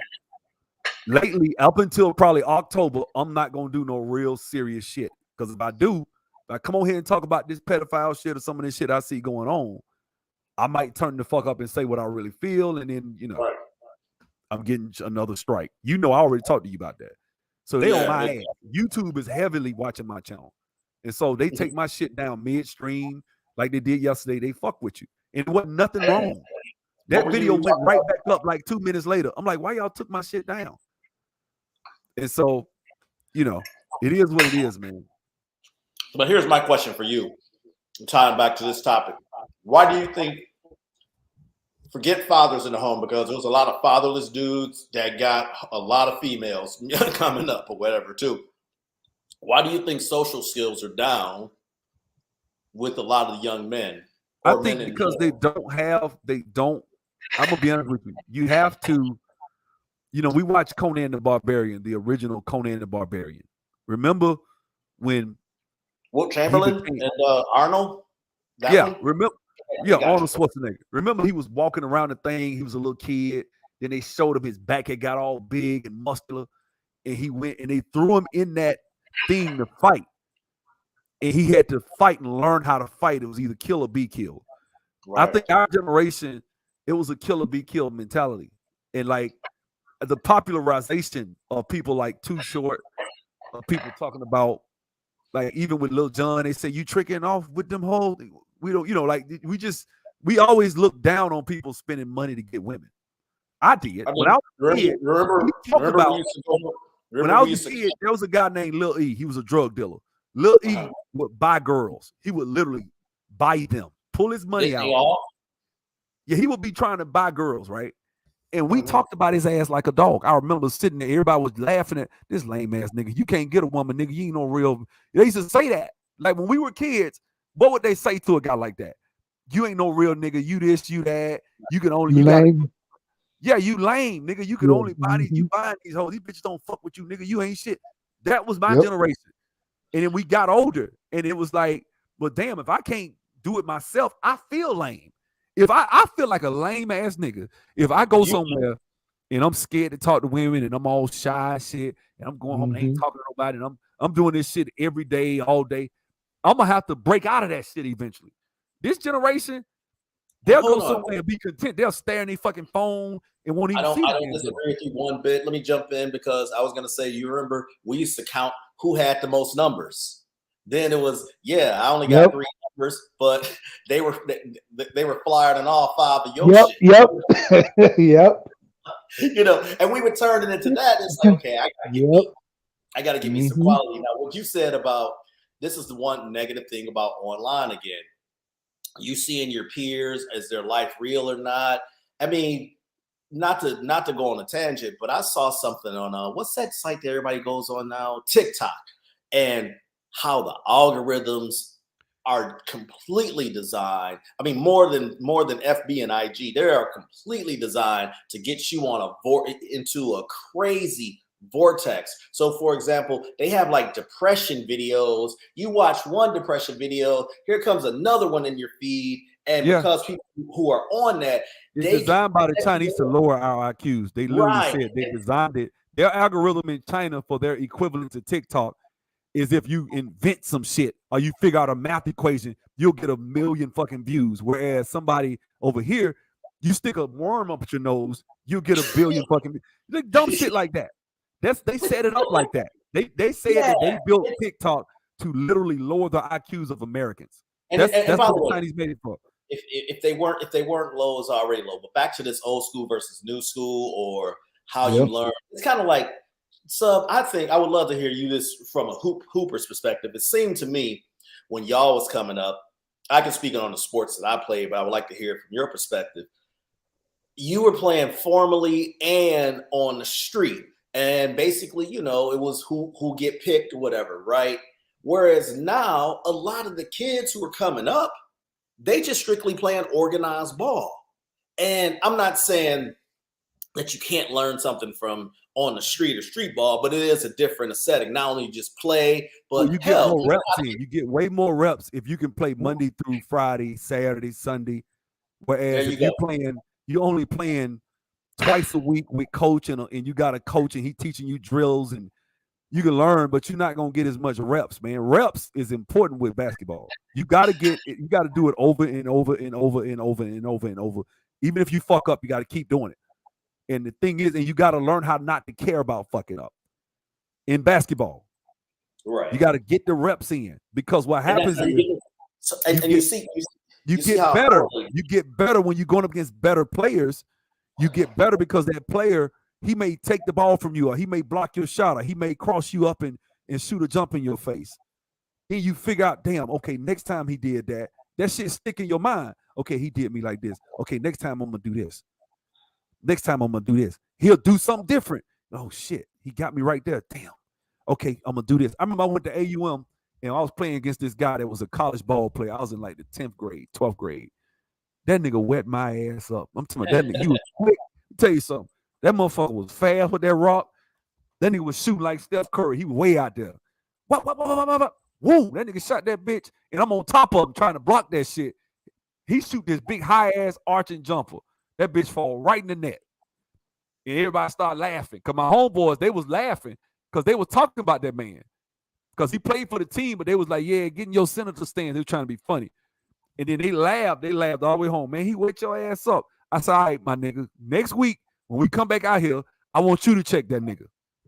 Sure enough, took his ass out to my homeboy Jamie. I can get him on the phone with you. But he wet Jamie ass up. I said, that motherfucker nice. That nigga is nice. Don't be playing with him. I never forgot that. I said, that dude, just because he played at an NAIA school, he wasn't no bitch. You know what I'm saying? That nigga probably could have played somewhere else. The only thing that stopped him was he was just like 5'6", 5'7", 5'8", strong, like a running back. Let me draw this correlation. So a lot of these kids aren't getting the real interaction, and a lot of them are learn. I hate using this term, but I can't think of anything else.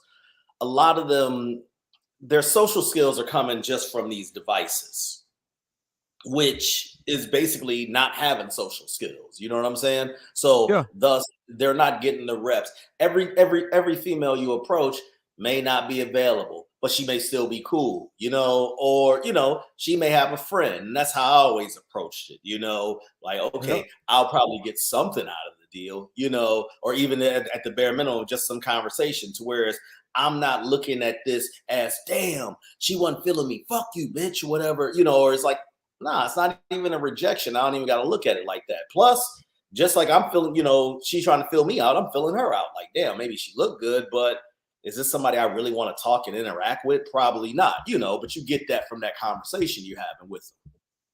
Yeah. That's it. I mean, look, man, ultimately, I think the reason I made this video wasn't to disrespect or tear men down. It was to tell them that you can do something to change your predicament. You're not stuck if you are that 78% that get rejected. And Tinder's just a microcosm. I'm not talking about Tinder. I'm talking about just in general.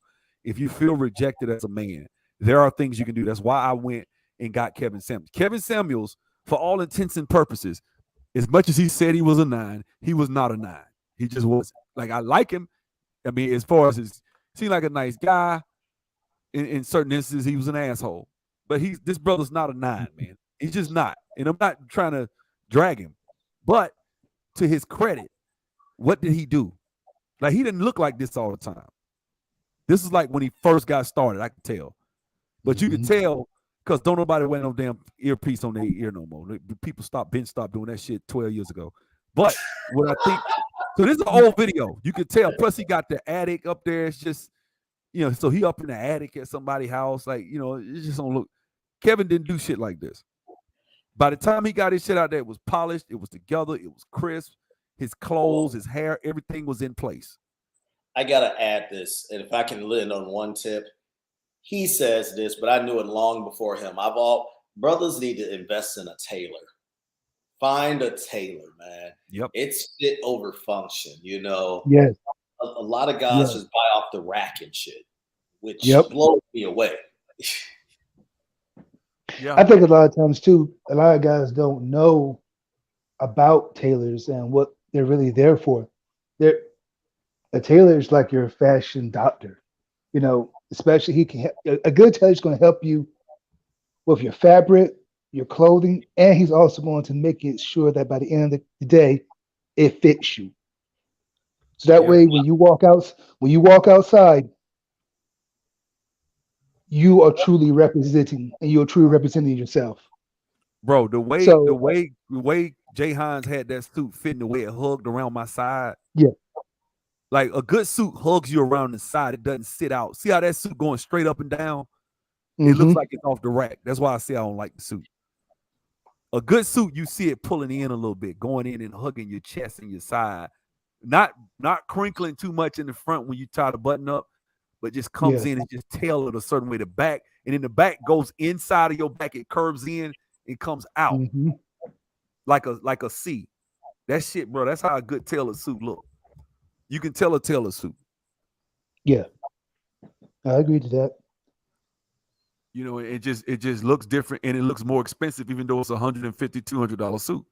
You can take a $200 suit, take it to somebody for alterations, or the department store.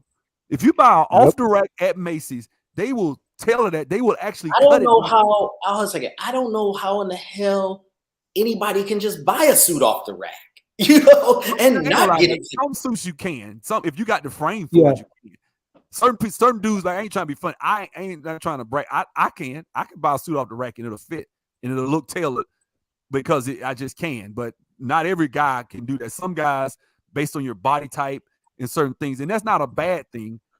Certain people can, certain people can't.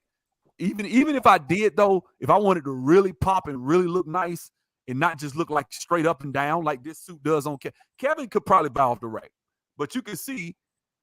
This suit's probably not, this ain't a tailored suit. You can tell. It's not tailored. And, you know, the shirt, the way this shirt is, you probably want to pick that up a little bit. I probably would have took up one more button. I would have. Because it's not like his muscular, he didn't have a lot of muscle. You know what I'm saying? So you probably want to pick that button up a little bit. Well, no disrespect. He never did. And rest in peace and all, but he never did. Look, you know, but I agree with you on this. This looks kind of, but one reason I'll give him. To me, it more so brings attention to his neck, and his neck looks plain. Then he got the thing on his, you know what I'm saying? If I'm looking at it, well, I'm staring at his neck. I'm like, dang, his neck. Then you looking at his chest, like, okay, he's not very muscular. He looks frail. That's what that's what I would think. Yeah, one thing I'll give him credit on. He said he leaves these or he left these up for a reason, so you know people could see the progression. Whereas most people are trying to, burn the evidence, you know.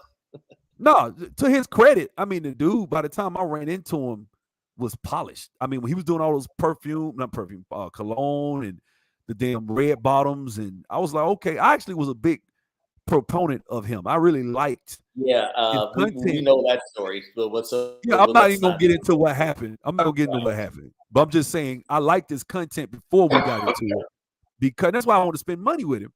Then I was like, okay, I like this. I like the fact that he seemed polished and he seemed likable on the social media. He was very good at that. Now, when we got into it and I saw he was an asshole, that's a different scenario.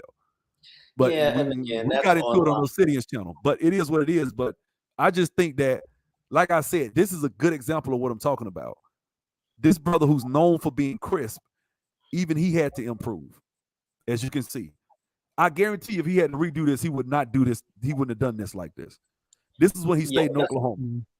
That's the beautiful thing about life, though. I mean, if you knew what you knew, then you wouldn't know what you know. Or if you didn't go through those things, you wouldn't improve and shit, you know. Yeah. So, You know, so Yeah. sometimes I actually like that. I actually like that about this brother, that he improved his, but you could tell the way he was talking in this, and that he was destined for something big because of the way he did it in his presentation.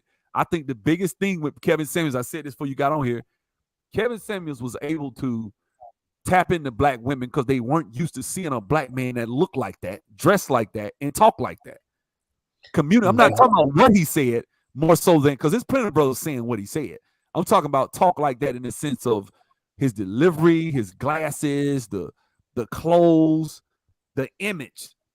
Yeah, you just can't say you're a dust, because we know you could just, he's just some old dusty on the internet. No, they couldn't say that. Yeah. And black women supported him. They grew his channel. It wasn't the brothers.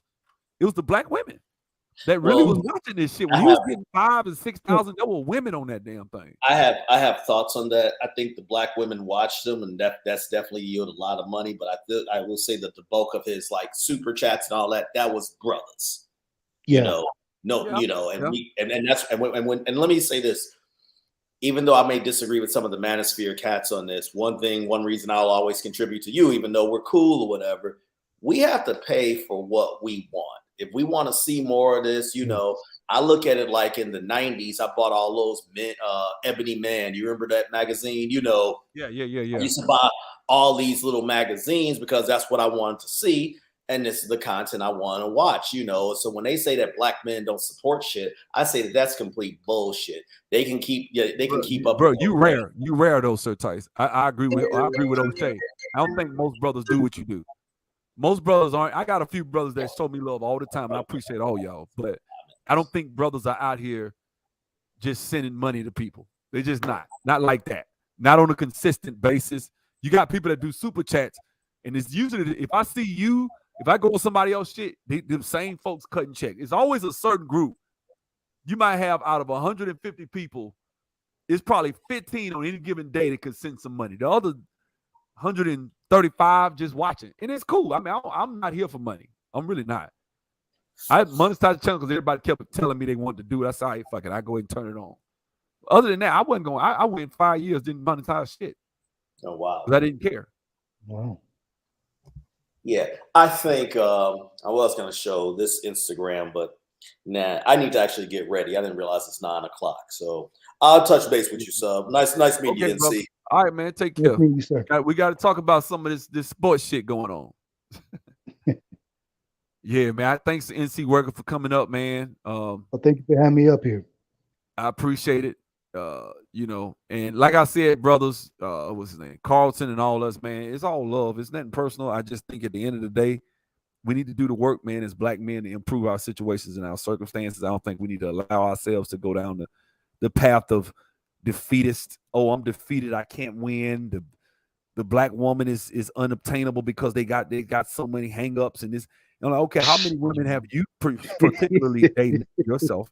Because I'm gonna be honest with you, I don't think it's that fucking difficult to find a woman. I don't. That's just my personal opinion, and I think a lot of times it's doing the work socially. A lot of times, if you're shy, if you're overweight, if you're or if you're within a relationship and you don't know how to handle or resolve conflict, that's a skill. Conflict resolution is a skill. If you don't have it, none of your relationships will work. Interracial. And that's why. Go ahead. That's why it's not cut you off. That's why a lot of times a lot of guys aren't in long-term relationships, or the relationship fizzles out so quickly. Because I think too, kind of reminds, it's like it was back in the day when you got the girl's phone number and then you call her for the first time. It's like trying to keep that conversation going with a woman. Well, and today it's like that conversation is the relationship itself. You don't know how to really keep the relationship going. You just is some guys. Sometimes you call on the phone, you ain't got shit to say, right? Right. And so it's this romance stage. Once that shit wears off, which after the novelty of the new relationship wears off, what are you guys gonna talk about? Right. Who are you really? And it's like, okay,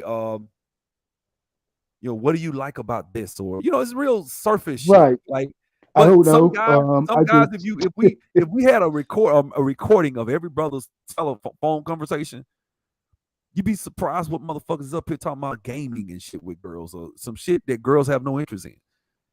Some girls don't. Yeah. Most girls don't Yeah. have interest in games. Some do, but most of them don't. So you sitting there Right. talking about your gaming or you into some shit, some nerdy shit that she's not into, that she Right. might not really vibe with. Doesn't mean she's.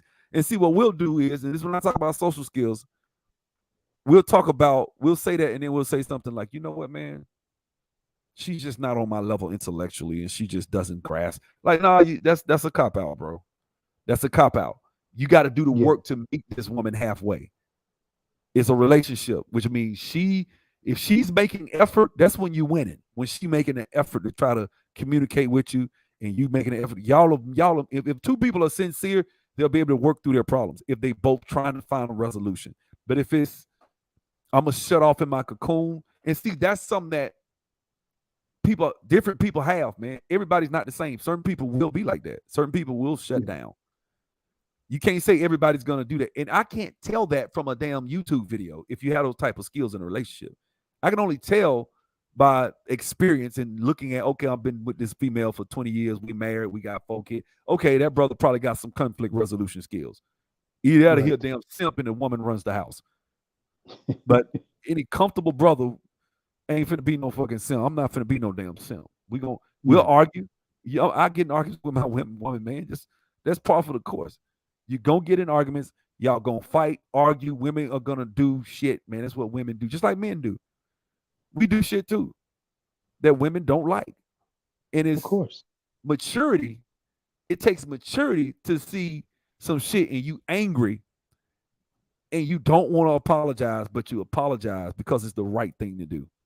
Even though you feel like, you know what, I was well within my rights, but you know it hurt this person's feelings. So it hurt them, and you know it hurts them, and you don't give a fuck. See, that's when you're getting into a dangerous territory in a relationship. Because when you hurt that other person and you don't give a fuck about their feelings, and you they feel like you don't care about them.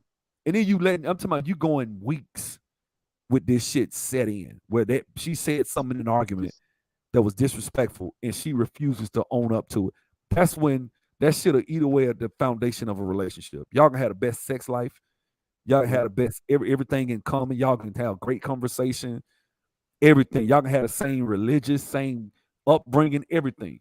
But when it come time, if he or she has this big ass ego and they never want to admit that I made a mistake and I shouldn't have said this. I was hurt when you said this, so I said this. I didn't mean it to hurt you. I'm sorry. If you can't, like, and this is the thing I've learned, it's my personal opinion.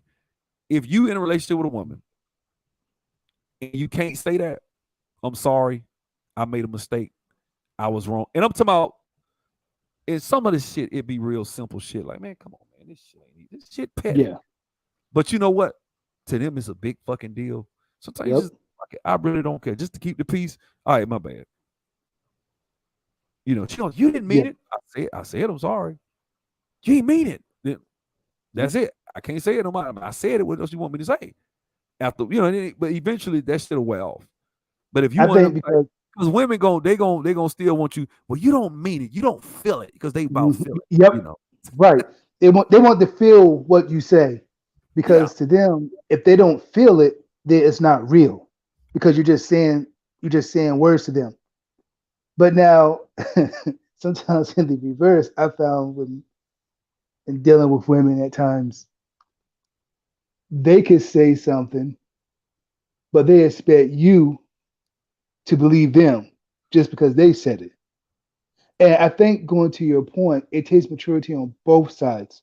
I think we as men, not even just owning up to, or even like you said, even if it wasn't even our fault. You gotta, as a man, you gotta understand she's an emotional creature. You have to understand that and be able to.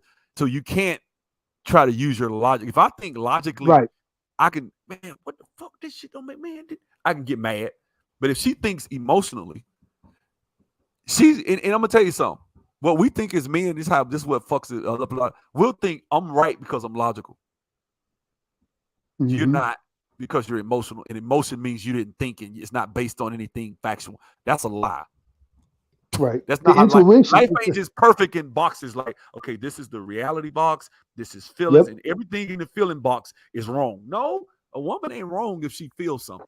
If she feels, because that's why she with you. Exactly. It's like, is she wrong? You know?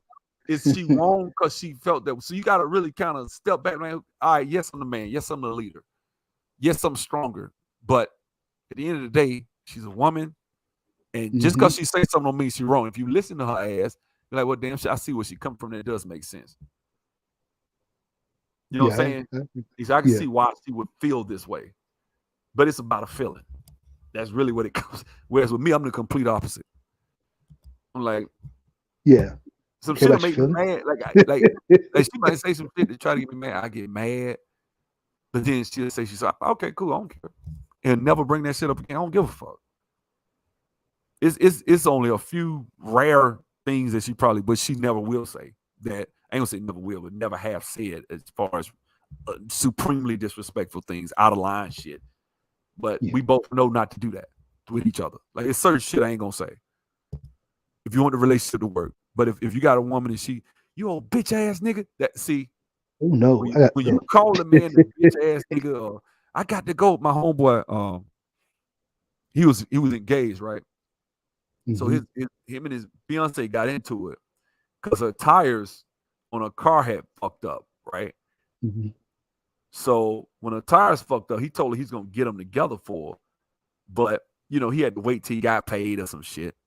She came over there and went off on. They had an argument or some shit because she told me she needed a tire, the car wobbling. And it was like right after he got paid, he had to pay rent and shit, so he couldn't afford it.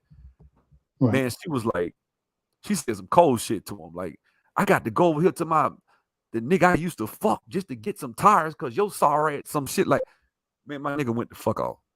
He went off like the Incredible Hulk. Right? He was roaring. Roar! Like, he went the fuck off. Right? I thought he was finna choke her, right? And she looked scared in the motherfucker. I'm like, why would you say some shit like that? Like, you gotta have some breaks. You know what I'm saying? Like, some shit you just don't say to a man. You do not say some shit, just not. There are things that can make me fly way the fuck off the handle. Sure, y'all know that if you subscribe to my channel, right? But I'm just saying, there are things I can get angry about. And then there are certain things that I'm like, for example, I don't get mad about other niggas. A lot of dudes do. Some dudes get mad if a nigga staring at their woman, looking at their woman. Isn't that what you got? I don't give a fuck. I know nigga. I expect niggas to. I expect. Right. You like her. Like, if you got a woman look like some niggas is gonna try to holler. She walking around with some damn tights on out the gym. Niggas stand. Oh shit, man. Niggas do that shit all the time. Nigga tried to holler and didn't see me in the car. Right? She walked into the car. I just want to say you're beautiful. And she. Then the nigga rolled up and saw me and then just sped off. He didn't see me. Like, that didn't make you mad? Like, hell no, I ain't mad. Man, you are just late. Man, my dudes will get mad about that shit. Like, what the fuck, man? He don't know me. He didn't see. How you know he didn't see? I said, the nigga didn't see me. Yeah, he went to gun it. That nigga ain't that fucking right. I ain't seen a nigga do no shit like this. Rarely would a nigga just walk up to a nigga woman in front of him and just try to step to her. That's some bullshit. Right? Most niggas ain't gonna do that because they ain't no telling what's gonna happen. Right. You feel me?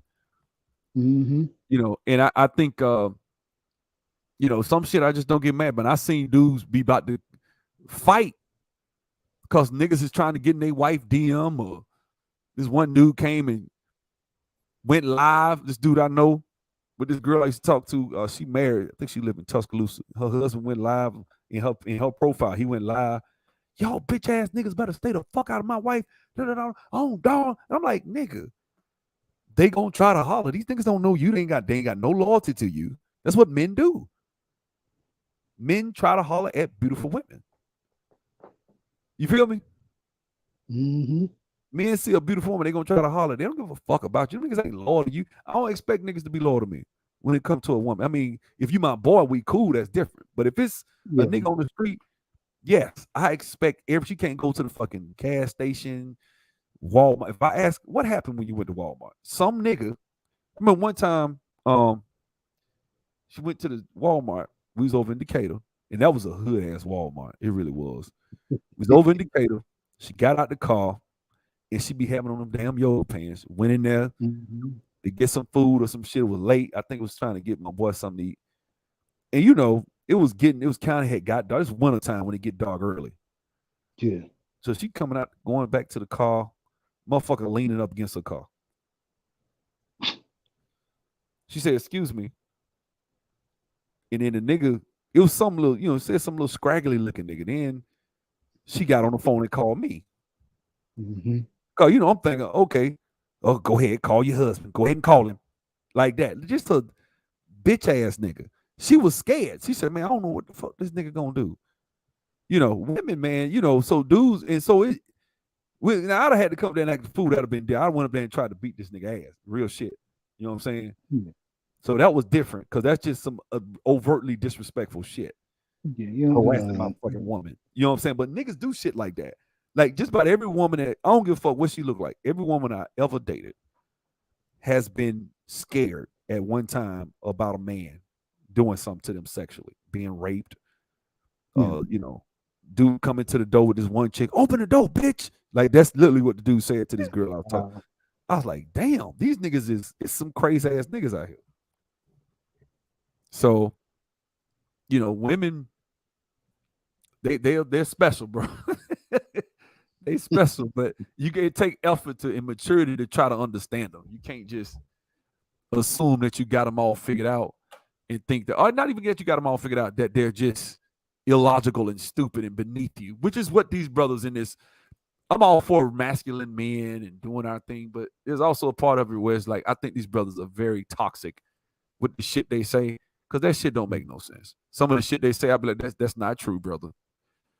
I can be in a relationship with you and fuck all the women I want to fuck, and you can't do nothing. I'm like, well, good luck with finding a woman that's gonna do that shit. I don't give, you can talk that fresh and fit shit, fresh and fit, and them buying women. Don't get it twisted. A woman just willfully coming in. You know what? That's cool. I'm going to do that. And for the average 99% of brothers that's listening, that's not going to be your lifestyle. So stop it. Even if you do make a few $100,000, $300,000, even $1 million, you got dudes in the league or what. I've been around dudes that got money. I'm telling you, they women to go the fuck off. They catch them cheating or doing some dumb shit like that. Women don't play about that shit. A lot of women don't. Most women don't play about that type of shit. They see it as disrespectful. Look, man, I'm gonna take my ass upstairs, man. All right, appreciate you. All right, man. Have a good one. You too. All right.